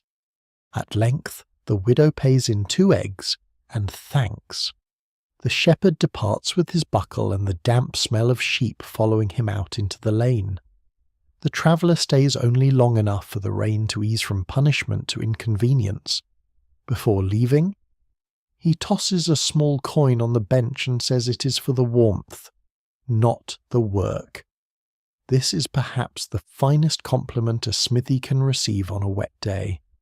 When he is gone, the workshop falls quieter. The forge settles into a lower roar. Water still drips from the eaves. The dog sighs in his sleep. You stand for a moment in the mingled smells of charcoal, wet wool, old smoke, and rain-cooled earth, feeling the afternoon gather itself. There is still work left. Of course, there is always work left. But now, in the hush after weather and visitors, the smithy seems wrapped in itself, half refuge, half spell. Outside, the clouds begin to thin a little over the road toward the abbey. And somewhere out there, just beyond sight, bells are moving through the damp air again, bringing with them the thought of the church and all the practical, inconvenient holiness that eventually finds its way, one way or another, to your door. The rain does not end all at once. It loosens its grip slowly, as though reluctant to leave the village to its own devices again. The steady patter softens to a scattered tapping, then to the occasional drip from eaves and branches. Outside the smithy, the lane holds the memory of it mud-deepened, puddles formed in familiar hollows, wheel ruts turned into narrow streams that reflect a pale, uncertain sky. You stand near the doorway for a moment, feeling the change in the air. The forge still breathes warm behind you, steady and reliable. But beyond the threshold, the world has shifted into that damp quiet that follows weather. Sounds travel differently now. Voices seem closer, footsteps softer. Even the distant bells from the priory arrive as though wrapped in cloth. It is in this softened hour that the next visitor comes. You hear him before you see him, not because he calls out, but because his approach carries a different rhythm, slower, measured. The faint brush of fabric not worn for fields or carts. Then, at the edge of the yard, he appears a monk, hood drawn low, cloak darkened by rain but better kept than most village garments. His hands are tucked into his sleeves, though one emerges briefly to steady a small parcel wrapped in waxed cloth. Perhaps this is the same man spoken of earlier, perhaps not. Monks, to village eyes, often look alike in their quiet seriousness. Still, there is something in his manner, something watchful, contained that makes you think of the stories. The suspicious monk with errands no one quite understands. He pauses just beyond the threshold, as if measuring the space, the fire, and you. "Peace to this house," he says, voice calm, neither hurried nor idle. "And to yours," you answer, because even in a smithy, one does not ignore the forms. He steps inside, bringing with him the faint scent of wet wool and old parchment. The dog opens one eye, considers the matter, and decides the man is neither food nor threat. The forge crackles softly, as if offering its own opinion. The monk unwraps the parcel with careful fingers.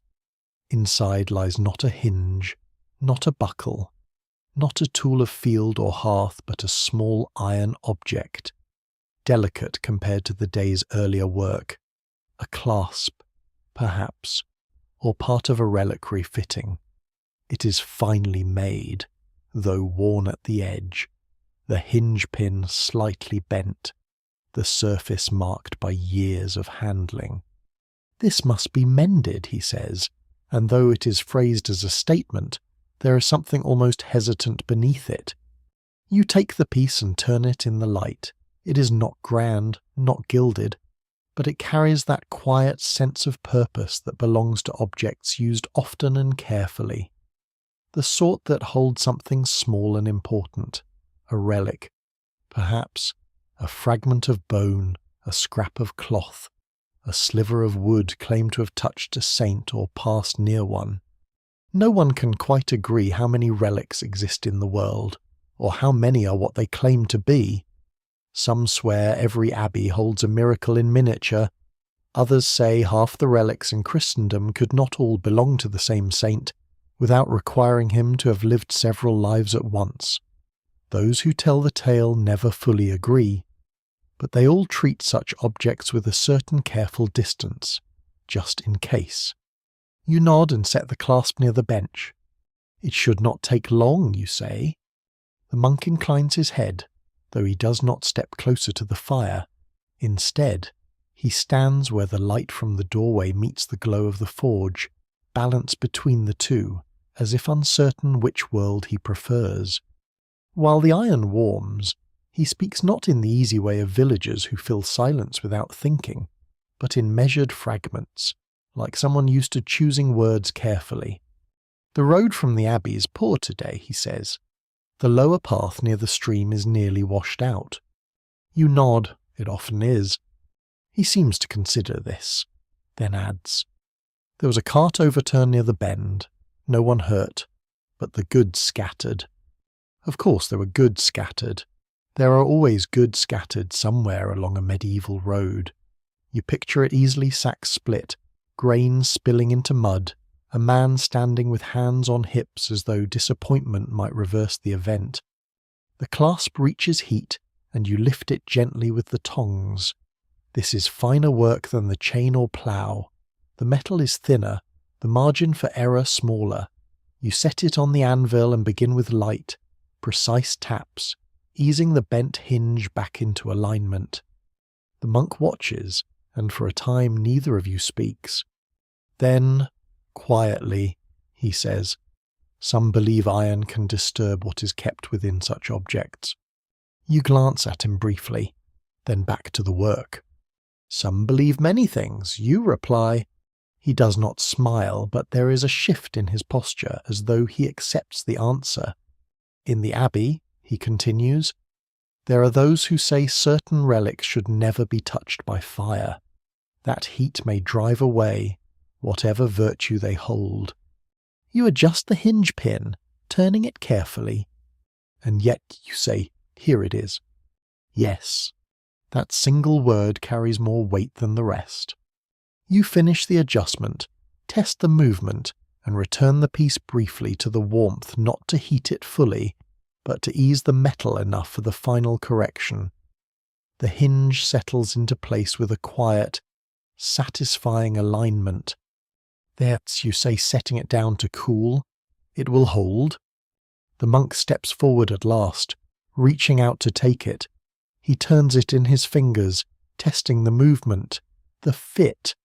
For a moment, the light catches on the worn surface, and you see how often it must have been opened, closed, handled with care. "Thank you," he says. He reaches into his sleeve and produces a small payment coin. Yes, but also something else, a narrow strip of cloth, folded, marked faintly with ink. "For your household," he adds. You accept it, though you do not unfold it yet. In villages, gifts from the Abbey carry their own quiet weight. A blessing, perhaps, or simply a piece of cloth once near something someone believes matters. The monk wraps the clasp again and turns toward the door. At the threshold, he pauses. "There are those," he says, not looking back, who claim that iron remembers every shape it has held. You consider this for a moment, watching the forge. Then it remembers being useful, you say. He inclines his head once more and steps out into the damp afternoon, his figure soon blending into the softened light beyond the yard. For a while the smithy remains quiet. The rain has eased to nothing now. Only the occasional drip from the eaves marks its passing. The lane begins to stir again, footsteps returning, voices rising cautiously as if testing whether the weather has truly gone. You turn back to the bench, to the remaining work of the day, the chain, the tools, the small repairs waiting in their patient row. The forge glows steady, unchanged by monks or rain or relics. And yet, as you lift the next piece of iron, there lingers in the air a faint sense of something carried through the workshop and out again, not magic, not quite mystery, but the quiet reminder that even in a place of fire and labour, not everything that passes through your hands belongs entirely to the ordinary world. Outside, the clouds thin further and a pale light returns to the yard. The day, though already long, is not yet done. The monk is gone, and with him that brief hush peculiar to churchmen and rain-washed errands. The smithy settles back into its more familiar weather, the low breathing of the forge, the occasional click of cooling iron, the damp smell of the yard beginning to lift as the lane remembers motion again. Outside, the clouds have thinned but not cleared. Light lies pale over the puddles, and every rut in the road seems to hold its own little strip of sky. Afternoon after rain is a slow hour in a village. People emerge carefully, as though the weather might still be listening. Doors open, shutters creak. Somewhere nearby, a woman beats a damp cloth against a rail with the resigned violence of one who has already had enough of the day. A cart passes at a crawl, wheels sucking at the mud. The priory bell sounds again, carrying over wet fields and stone walls. and for a moment the whole countryside seems to pause just enough to hear it. You do not pause. You have the Reeves chain still to finish, the skillet handle left by the farm child, and a small line of patient objects along the bench, a bent buckle tongue, a warped ladle hook, 2 nails of unusual size requested by someone who apparently believes timber can be persuaded by sheer optimism if the fasteners are large enough. The forge, at least, asks no questions. It takes what you feed it and answers in heat. You choose the skillet handle first, because after the monk's delicate clasp and the plough's heavy stubbornness, there is comfort in something plain. The handle is cracked near the join where it meets the pan bracket, worn thin from years of lifting and settling and lifting again over hearth flames. It smells faintly of soot and old grease, domestic as a kitchen wall. You heat the damaged piece and begin to work it back into usefulness with short, exact blows. This is not grand labour, but much of life is held together by ungrand things. In noble halls people may speak of feasts and retainers and wine. In ordinary houses, supper depends on whether the handle stays attached long enough to carry pottage from flame to board without baptizing the floor in cabbage and regret. Great history often forgets such details. The floor remembers them. The dog lifts his head as footsteps sound in the lane, then lowers it again when they do not come directly to the doorway. A little later they do. A woman appears first, wrapped in a cloak still dark at the hem from the rain, leading a boy with a bundle under one arm. Behind them comes a traveller you do not recognize. Then an older man who may have been the same hinge enthusiast from earlier, or may merely belong to that broad village species of elder who always materializes near warmth and tools. This is how rainy afternoons turn. Not busy exactly, but sticky with interruptions. The woman unwraps her bundle and reveals a pair of shears whose pivot has worked loose. The boy carries a kettle bale, detached at one side. The traveller has no iron in hand at all. He only asks whether there is shelter further up the road before nightfall. You tell him the Abbey guest house may take him if he reaches it before the outer door is barred, and if not, the alehouse near the green has straw enough for a back willing to forgive it. He nods like a man already disappointed by both options. The woman with the shears edges close to the heat and says her sister swears storms leave a dampness in cloth that no sunshine entirely cures. The older man replies that this is because thunder shakes bad air into the fibres. The traveller says in some places they pass linen briefly over smoke from juniper to sweeten it after wet weather. Some swear smoke cleanses more than it darkens. Others say it merely teaches cloth to smell like old arguments. Those who tell the tale never fully agree. Though every household has some little method handed down as if the weather were listening and might take notes. You repair the skillet handle, then take the shears. Their blades are sound enough, but the joint pin is nearly gone and the halves wobble like gossip. You heat a small rivet blank, shape it, set the pin, and tighten the pivot so the blades move with that satisfying, business-like resistance good tools carry. The woman tests them once and her face changes in that slight, grateful way people often reveal more honestly to objects than to each other. Better, she says, which in village speech contains thanks, relief, and future custom all at once. While you work on the kettle bale, the older man leans on the doorpost and watches rainwater still dripping from the eaves into the yard. He announces, unprompted and therefore with full authority, that in his youth kettles had stronger handles and women less patience for weak iron.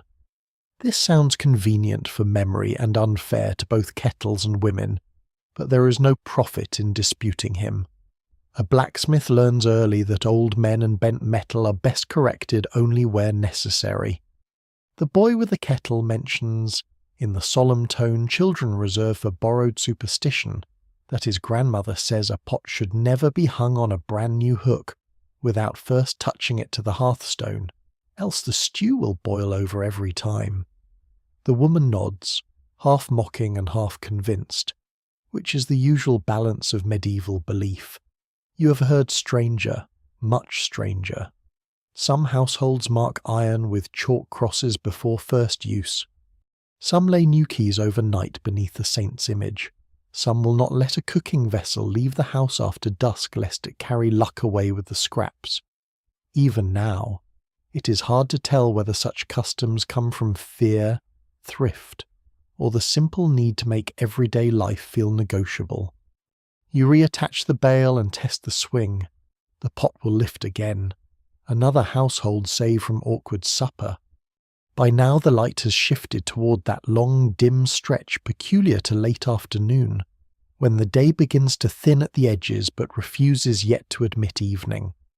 The puddles in the yard shine less brightly. Smoke from nearby hearths begins to rise straighter in the cooling air. Somewhere a flock of geese is being driven home through the lane, their complaints rolling ahead of them like an argument with feathers.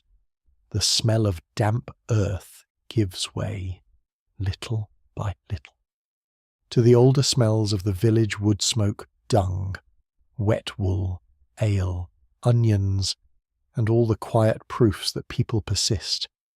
You finally return to the Reeves chain. The repaired link held well enough, but the adjoining one shows a weakness too.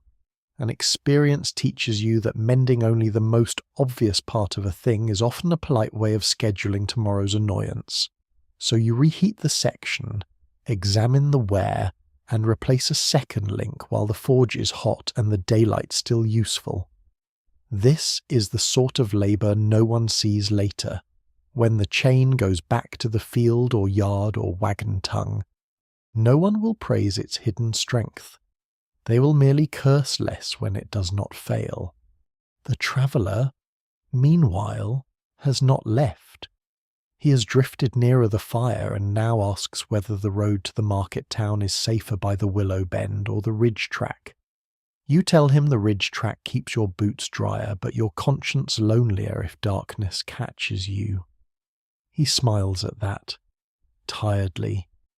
Roads at this hour are less about destination than about where a man can still reasonably arrive before the light gives up. He tells you he passed a roadside shrine half toppled in the rain, one of those little niches with a saint painted so dimly no one can say which saint it is, unless they are already inclined to favour one. Someone had left a pilgrim badge there, a little lead scallop pinned into the damp wood. Some swear badges gather luck from the roads they travel, and that hanging one in a workshop keeps journeys from ending at your gate in disaster. Others say badges are mostly tin memories and pious marketing. Those who tell the tale never fully agree, but pilgrims buy them all the same, and village wives pin them above beds and doors just in case. The mention of the badge makes you think again of the messenger's saddle pouch from earlier, the worn saint stamped nearly smooth, and of the monk's clasp wrapped in waxed cloth. The day has brought half the world past your threshold in Peace's Field, road, hearth, manor, abbey. A blacksmith does not travel far while working, yet somehow every path arrives sooner or later in the yard. At last the traveller goes, choosing road over warmth with the expression of a man who dislikes both equally. The woman and boy have long since left with their shears and kettle. The older man wanders off in search of someone else to improve with memory. Quiet returns in patches. You eat what remains of your bread, now a little damp at the edge from the workshop air, and wash it down with weak ale gone warmer than it deserves. The forge light brightens against the deepening grey. On the bench, the half-burned beeswax candle waits for later. Near the door, the old horseshoe hangs unchanged, still keeping or spilling luck according to taste. The herb bundle in the corner has dried further and shed a little dust onto the wall below it. This is the waiting hour of the day, though no one calls it that. The work is not done, but the village has begun to tilt toward evening. People think of animals to bring in, bread to cut, pottage to stir, shutters to close, prayers to mumble, benches to claim near hearths. The smithy feels that shift before the sky fully shows it. Less urgency now, more listening. And in that quieter stretch, with the rain gone and the road darkening toward dusk, you hear a new sort of approach outside, not the random footfall of villagers, nor the easy pause of someone seeking warmth, but a measured tread accompanied by better leather, better cloak cloth, and the restrained impatience of someone accustomed to finer iron than ploughs and pot hooks. The measured tread slows just outside the yard, as though even good boots must reconsider their purpose when faced with mud of this particular determination. Then the figure steps into view, and the difference is plain at once. This is not a villager come with bent iron and hopeful patience. This is someone accustomed to being served rather than waiting to be noticed. He is not richly dressed in the way of lords, but everything about him sits a degree above the rest of the day. His cloak is lined, his belt fittings polished, his gloves intact at the fingers. At his side hangs a sword not ceremonial, not overly adorned, but well kept, with a hilt wrapped tight and a scabbard that has seen use without losing its dignity. He nods to you, not unkindly, but with the brevity of a man who believes time is something to be arranged, not endured. I was told, he says, you might manage finer work as well as farm iron.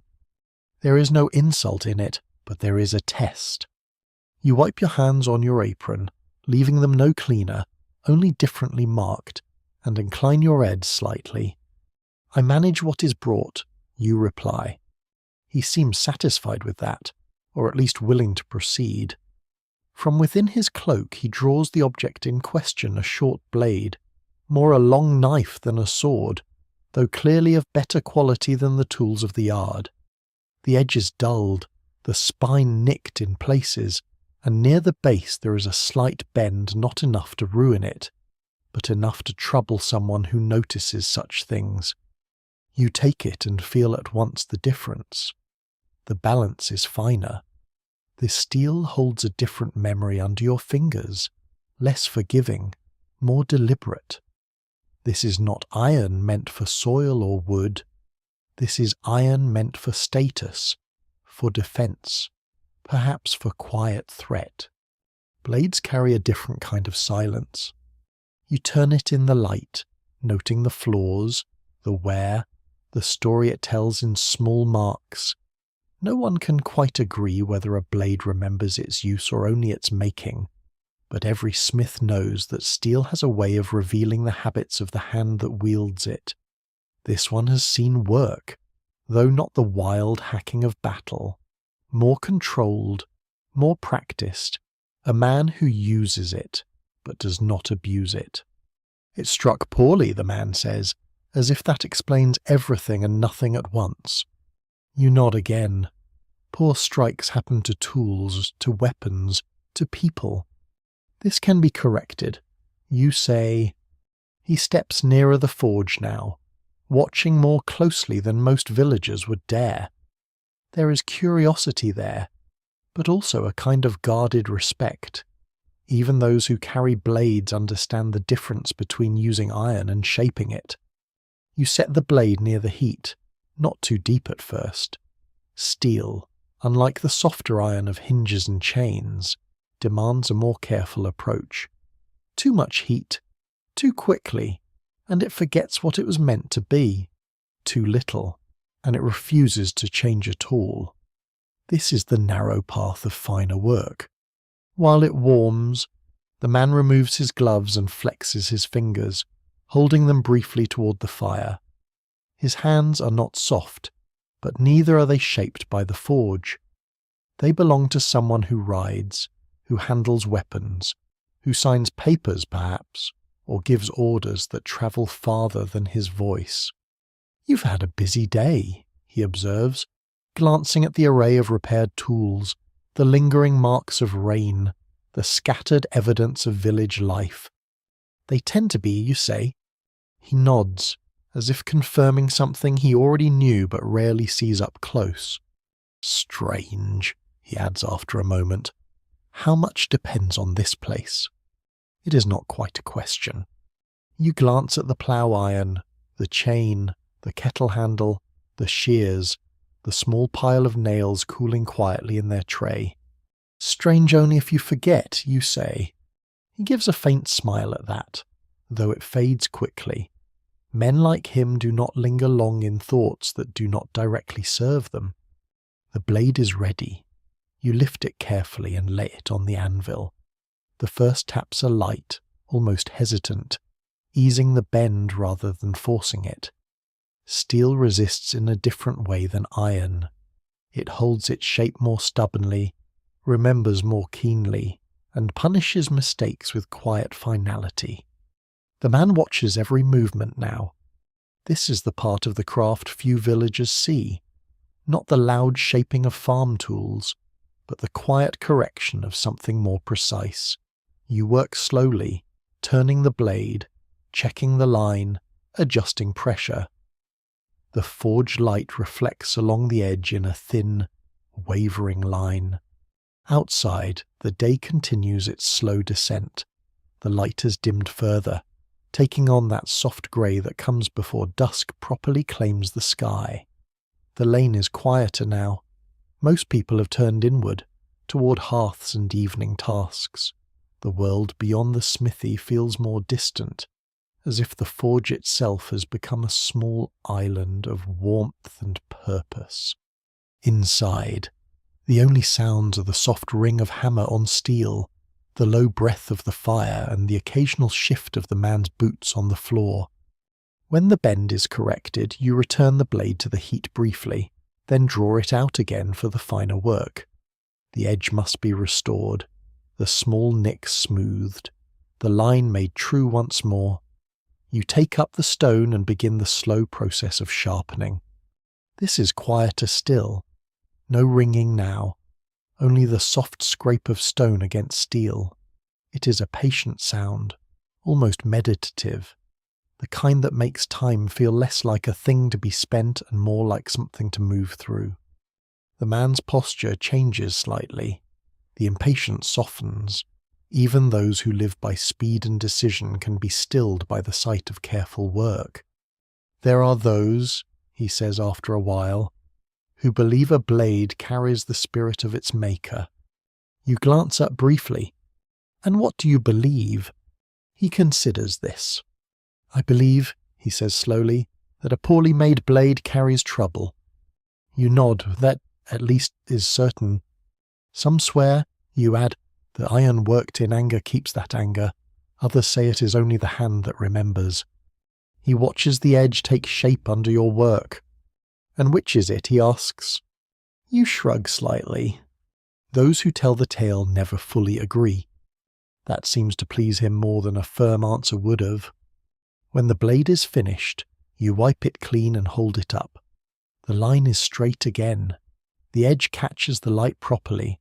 It is not new, not perfect, but it is ready. He takes it, testing the balance, the feel. There is a moment brief, but clear where his guard drops just enough to show satisfaction. Well done, he says. He pays in coin, more than the day's earlier work would have brought combined, and for a moment the small economy of onions and bread and favours feels very far away.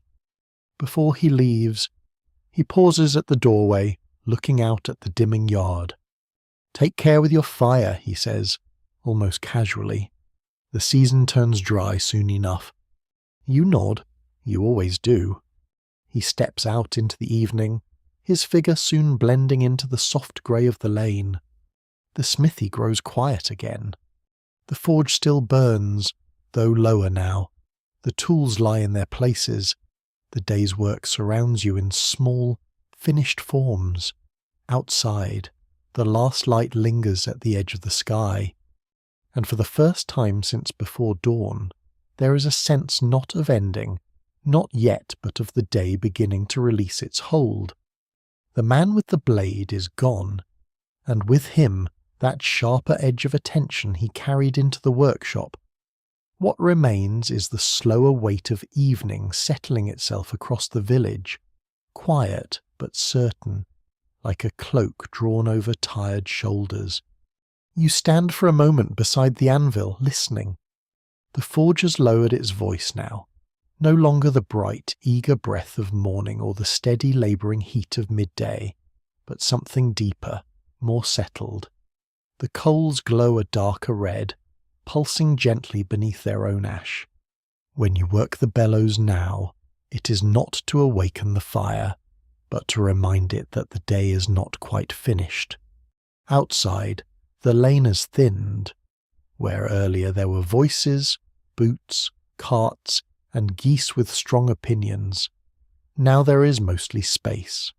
A figure passes from time to time, someone carrying kindling, someone calling a child, someone shutting a gate with that familiar hollow wooden knock. The priory bell sounds again, softer in the distance, marking the hour that belongs more to hearths than to fields. This is the turning of the day. You look at what remains on the bench. Less now. The Reeves tools are done and set aside for collection. The small repairs have dwindled to a few stragglers, a warped spoon bowl, a loose ring for a bucket, 2 nails left unfinished from earlier large ones, stubborn in their way, as though they resent being saved for last. You take up the spoon first. It is simple iron, shaped thin and shallow, worn smooth at the edges by years of use, a thing held often, washed roughly, passed from hand to hand. It is bent slightly at the neck, the bowl tilted just enough to make it inconvenient. Not broken, not useless, just less right than it should be. This kind of work belongs to evening. You warm the metal gently, not pushing it, not rushing. The spoon yields easily, as though it has been waiting all day for this small correction. A few careful movements, a slight adjustment of angle, and it sits properly again in your hand. You set it aside and take the bucket ring. This is more stubborn. The iron has stretched, the circle no longer true. You heat it, reshape it against the horn of the anvil, bringing it back into roundness little by little. It resists at first, then gives, like a tired man persuaded to stand straighter for a moment before sleep. These are the quiet victories of the blacksmith's day. Not grand, not noticed beyond the hands that use them, but necessary. The world does not fall apart all at once. It loosens, slowly, in small ways, and so it must be tightened again the same way. As you work, the light continues to fade. The grey outside deepens toward blue, then toward that softer dimness where shapes lose their edges. The puddles in the yard no longer reflect the sky, only hold a dull suggestion of it. Smoke rises from nearby chimneys in steadier lines now, evening fires catching and holding. From somewhere down the lane comes the faint sound of laughter, then the clatter of a door being shut a little too hard, life turning inward. You feel it in yourself as well. The ache in your arms has settled into something deeper, less sharp but more complete. Your shoulders carry the memory of the day's blows. Your hands, blackened and rough, feel every small movement now with a quiet awareness. This is not pain exactly. It is the body remembering what it has done. You finish the bucket ring and set it aside. Only the 2 nails remain. They are large, meant for something heavy. Perhaps a beam, perhaps a gate, perhaps some ambitious repair that requires iron more than skill. You heat the first, draw it out, shape the point, then set the head with firm, deliberate strikes. Even now, even at the end of the day, the rhythm returns. Lift, strike, turn. The anvil answers, though more softly now, as if it too is ready to rest. The second nail follows. When they are done, You place them with the others in the tray, a small pile, but a meaningful one. Each piece a solution to a problem that no longer needs to be spoken aloud. For a while, you do nothing.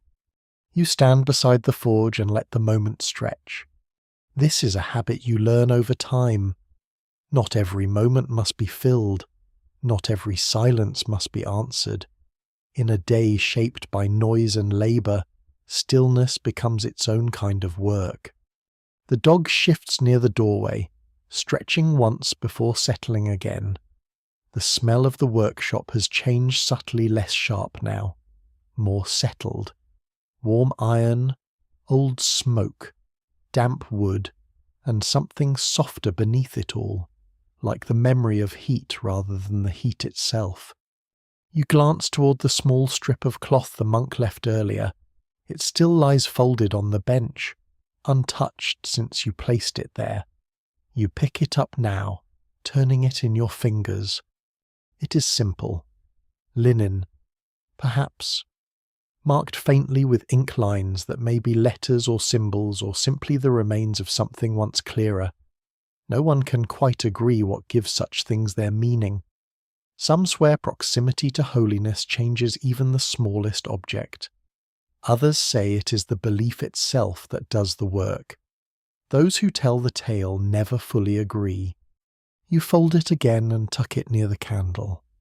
Not because you expect it to do anything, but because, in a world like this, it costs nothing to let small possibilities rest where they may. Outside, the last of the light slips away. The sky darkens properly now, and the first hints of evening settle into the corners of the yard. The lane is quiet. The village has turned inward almost entirely. Only the occasional footstep or distant voice breaks the stillness. You move to the forge. This is the part of the day that matters more than most would think. You take the rake and begin to draw the coals together, gathering the heat inward, shaping it into a tighter bed. Not extinguishing it, not yet, but preparing it. A forge is not simply put out at the end of the day. It is managed, persuaded into rest. Some swear a fire should never be allowed to die completely, that a living ember must be kept beneath ash to carry the workshop's fortune forward. Others say a clean extinguishing prevents mischief, that nothing should be left half alive in a place where sparks can wander. Even now, it is hard to tell which is wisdom and which is worry wearing a practical coat. You choose what has always been done here. You bank the coals carefully, covering them with ash, leaving just enough breath within the pile that they may be coaxed back to life come morning. The glow dims, but does not vanish. A sleeping fire. The bell from the priory sounds again, marking the hour when even the busiest hands begin to release their grip on the day. You step back, looking over the workshop. The tools are in their places. The bench is cleared. The anvil stands quiet, its work done. The tray of finished pieces waits for morning collections. The candle sits ready. The small cloth rests beside it. The old horseshoe still hangs above the door, keeping or spilling luck as it pleases. This is the end of labour. Not sleep yet, not rest entirely, but the work itself has reached its boundary. You wipe your hands once more, though the soot remains, as it always does. Some things are not meant to be fully removed. Outside, the air has cooled again. The damp from the rain has settled into the earth, and the night begins to take shape in the spaces between buildings, along the lane, across the fields beyond. You step to the doorway and look out. The village is quieter now, but not silent.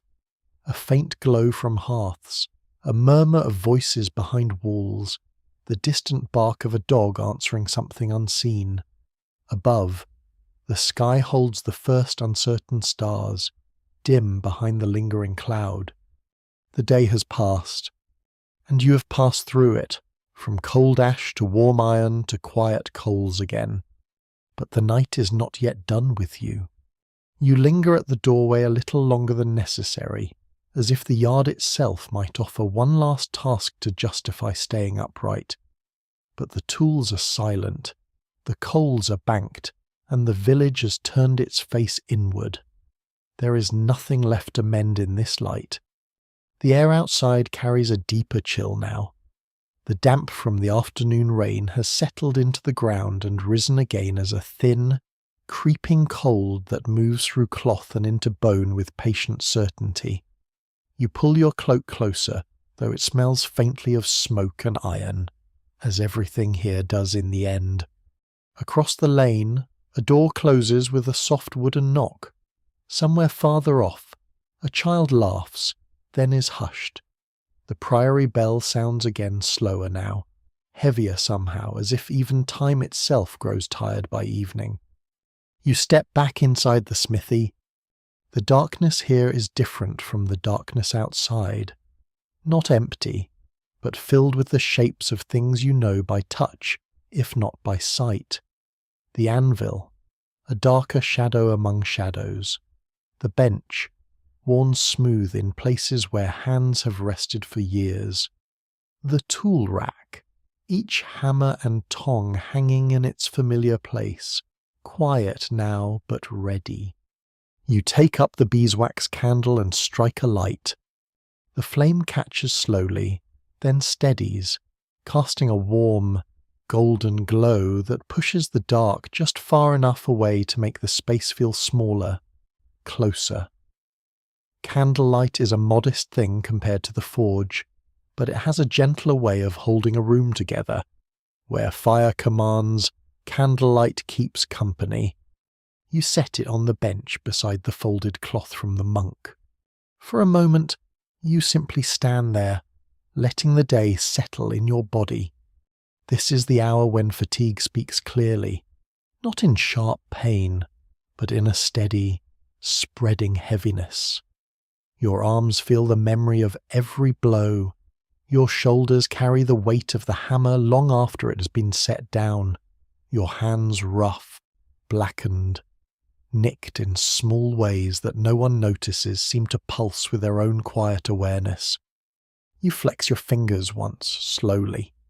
A blacksmith's body does not forget easily. Every day leaves its mark, just as every strike leaves its mark on iron. Some are visible, most are not. Over time, the difference matters less. You move to the corner where a small stool waits and lower yourself onto it. The wood creaks faintly, familiar as an old complaint. From here, the workshop looks different, less like a place of labour, more like a place that has already been lived in. The candlelight catches on the edges of things, the curve of the anvil, the worn grain of the bench, the faint sheen of tools that have known countless hands. Shadows gather in the rafters, where smoke has darkened the wood to near black. Somewhere above, something shifts a mouse, perhaps, or just the old timber settling. You reach for the cloth the monk left and unfold it at last. The markings are faint, worn by time or handling. Lines of ink that may once have formed words, though now they are more suggestion than certainty. A fragment of something once clearer. No one can quite agree what gives such objects their meaning. Some say it is the blessing spoken over them, the presence of a saint, the nearness to something sacred. Others say it is the belief carried by those who keep them, the quiet insistence that they matter. Those who tell the tale never fully agree. You fold it again and set it back beside the candle. Not because you expect it to do anything, but because it feels wrong to leave it carelessly. Outside, the village continues its quiet descent into night. You can hear it in the small things, the closing of shutters, the low murmur of voices through walls, the occasional clatter of a pot or the scrape of a chair. Somewhere nearby, a dog barks once, then again, then decides whatever it noticed is not worth further effort. These are the sounds of a place settling. You rise from the stool and move about the smithy one last time. A habit, more than a need. You check the tools, though you know where they are. You glance at the bench, though you cleared it moments ago. You look toward the forge, where the banked coals still hold a faint, hidden glow beneath their ash. A sleeping fire. Some swear such a fire watches the workshop through the night, guarding it in its own quiet way. Others say it is simply a practical thing, a way to spare effort come morning. Even now, it is hard to tell whether such beliefs come from necessity or the human desire to feel less alone in the dark. You take a small iron rod and stir the ash just enough to confirm the ember still lives.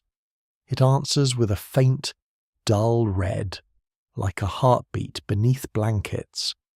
Good. You cover it again. The door to the smithy stands open still, the night beyond it deeper now. You step outside once more, drawn by that last look at the world before rest. The yard is darker, the shapes softer. The puddles have lost their shine, becoming simply patches of deeper shadow. The fence rail is cold beneath your hand.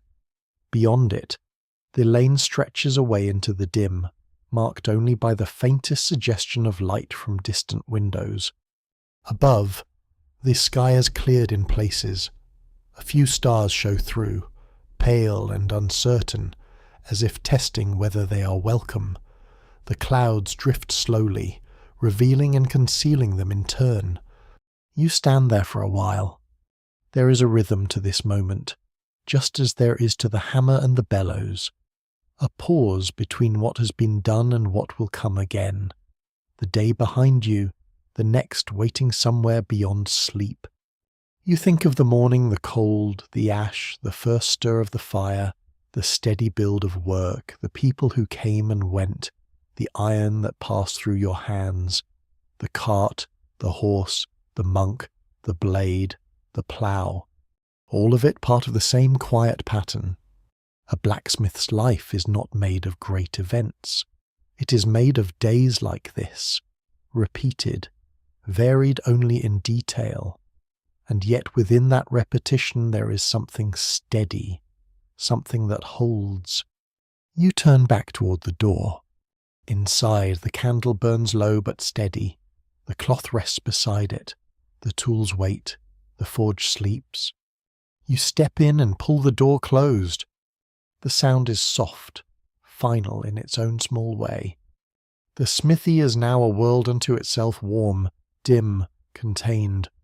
You move to the place where you sleep, a simple arrangement near the wall. Straw and blanket and whatever comfort can be claimed from familiarity. You lower yourself down slowly, feeling the weight of the day settle fully at last. The candle flickers. For a while you watch it. The flame bends slightly with the air, then steadies again. Its light reaches only so far, leaving the corners of the room in shadow. The smell of beeswax mingles with the lingering smoke of the forge. Your eyes grow heavier. Outside, the village has quieted almost completely. Only the occasional sound breaks the stillness, now a distant voice, a shifting animal, the faintest echo of a bell carried across the fields. You let your breath slow. The day is done, and in its place, the night gathers not empty, not silent, but full in its own quiet way, holding the world until morning comes again. The candle burns lower, its flame smaller now, more thoughtful than bright. It leans slightly, as though listening to something in the quiet you cannot quite hear.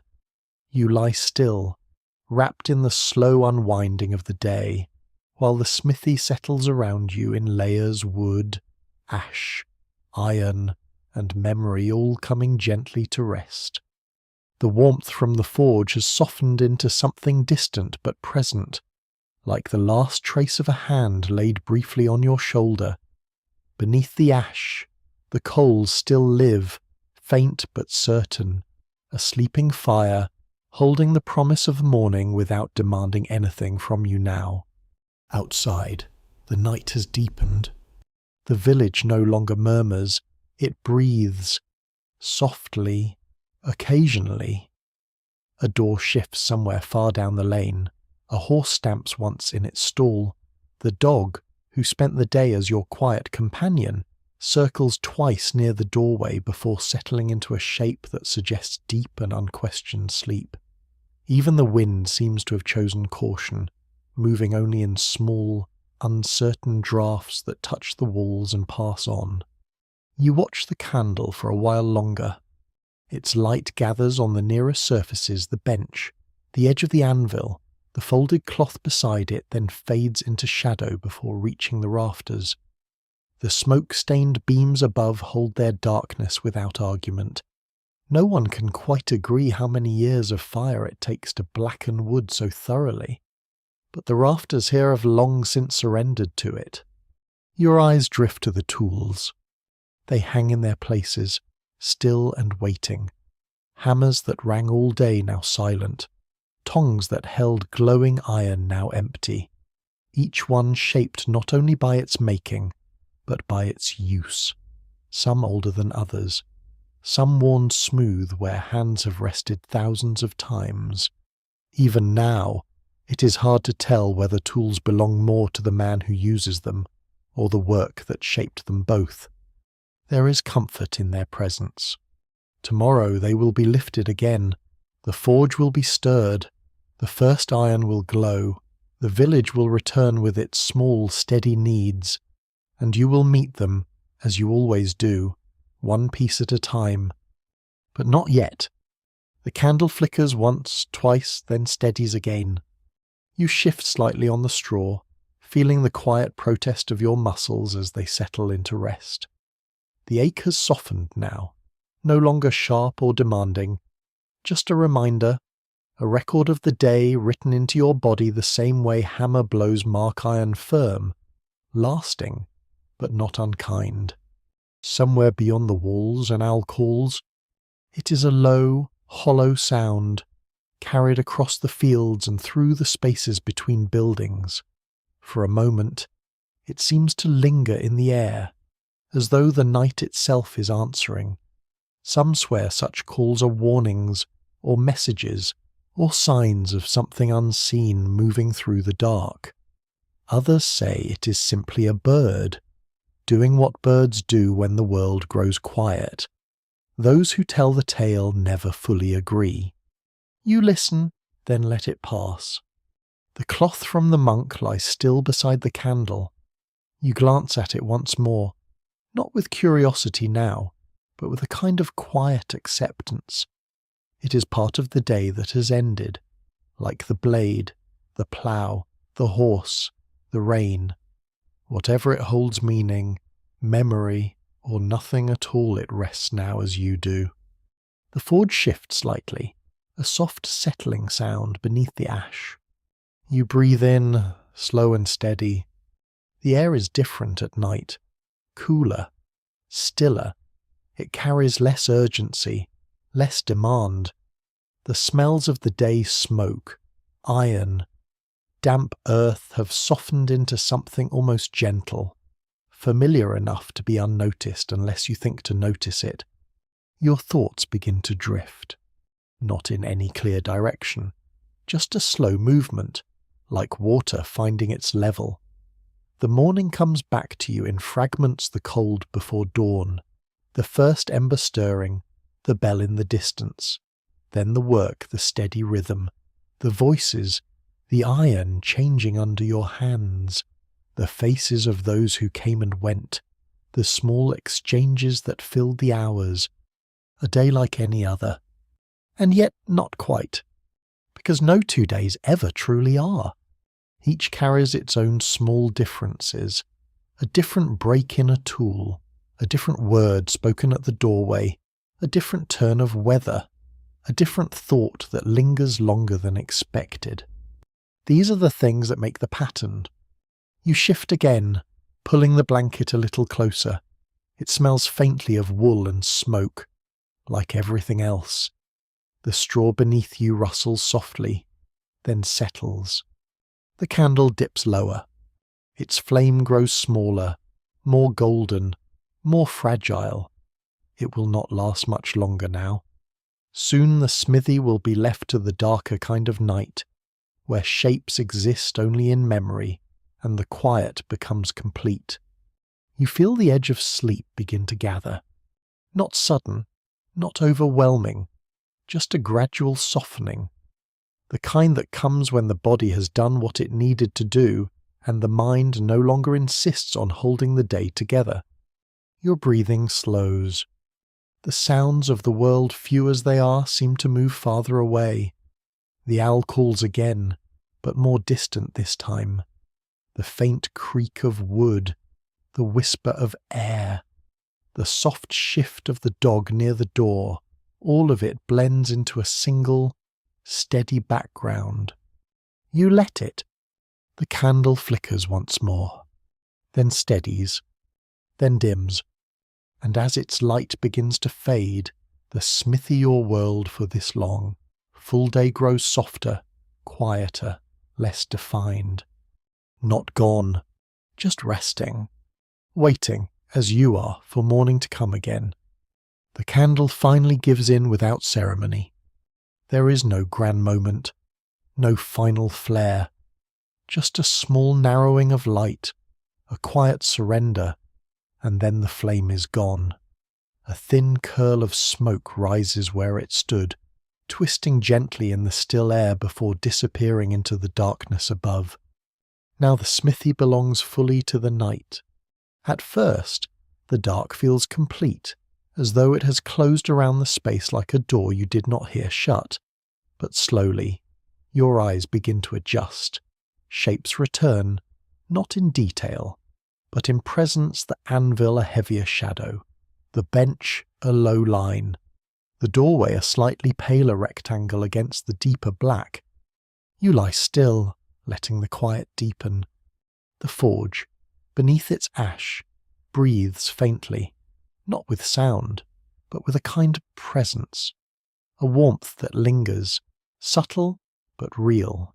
If you were to stir it now, to brush away the ash and feed it air, it would answer, but you do not. The fire has done its work. It rests, as you must.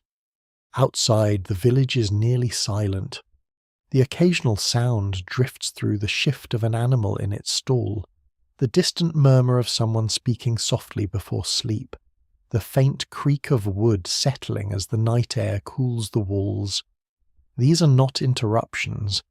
They are part of the stillness, woven into it. Somewhere far off, the priory bell sounds again. It is softer now, as though distance has worn its edges smooth. A single note, then another, spaced with the patience of something that does not hurry. It marks an hour, though at this point, the hour matters less than the rhythm. Time continues, whether you attend to it or not. You feel yourself drifting closer to sleep. The weight of the day no longer presses. It settles, becomes part of you, then fades into the background of breath and heartbeat. Your arms, once heavy with labour, now rest without complaint. Your hands, marked by iron and effort, lie still. There is nothing left to do. No iron waiting, no voice at the door, no task undone that can be reached in this darkness. Only rest. Your thoughts move more slowly now, like the last embers under ash. They glow faintly, then dim, then glow again for a moment before slipping away entirely. You do not try to hold them. There is no need. This is the end of the blacksmith's day. Not dramatic, not sudden, just a gradual easing from motion into stillness, from heat into warmth, from sound into quiet. And yet, even here, there is a kind of continuity, because beneath the ash, the fire remains, because the tools wait where they were left, because the village, though silent, still surrounds you, held together by the same small, steady things that filled your hands from dawn until dusk.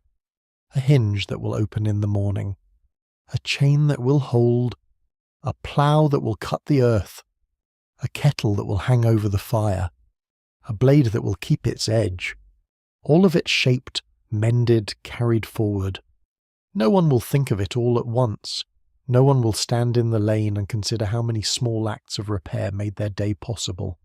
That is not how this world works. But it does not need to be. The work exists. That is enough. You breathe in slowly, the air cool and quiet. Then out. The darkness feels softer now, not empty, but full in its own way.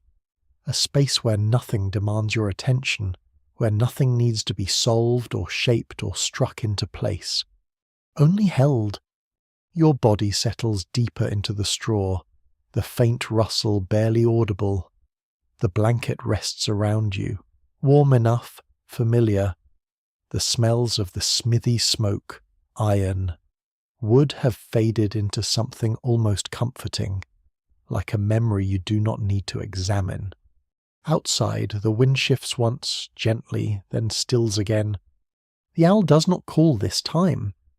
The bell is silent, and in that quiet, the last edges of wakefulness slip away. You're no longer thinking of the forge, or the tools, or the people who pass through the day. Not clearly, only as a distant sense of having done what was needed. Tomorrow will come, the cold before dawn, the ash stirred, the first ember waking, the bell in the distance. But that is not for now. Now there is only this, stillness, warmth, dark, and the quiet, steady certainty that the world will wait until you rise again to meet it. The night deepens gently, wrapping the village in a calm that asks nothing and gives everything it needs. The smithy, once alive with heat and sound, now rests as part of that greater hush, its walls holding the memory of fire like a fading breath. Beyond it, the fields lie still under the dim sky, the paths and roads softened into shadow, the distant buildings reduced to quiet shapes that no longer demand names. You rest within it all, carried not by thought but by the slow rhythm of sleep, where the weight of the day dissolves into something lighter, something easier to hold. The tools, the iron, the voices, the small concerns, they drift away, leaving only a gentle sense of having been part of something steady and enduring. There is no urgency here, no need to hurry forward or look back, only the soft passage of time, marked not by bells or labour, but by breath and silence. And as the last warmth of the forge lingers beneath its ash, so too does the quiet assurance of another day waiting patiently beyond the dark.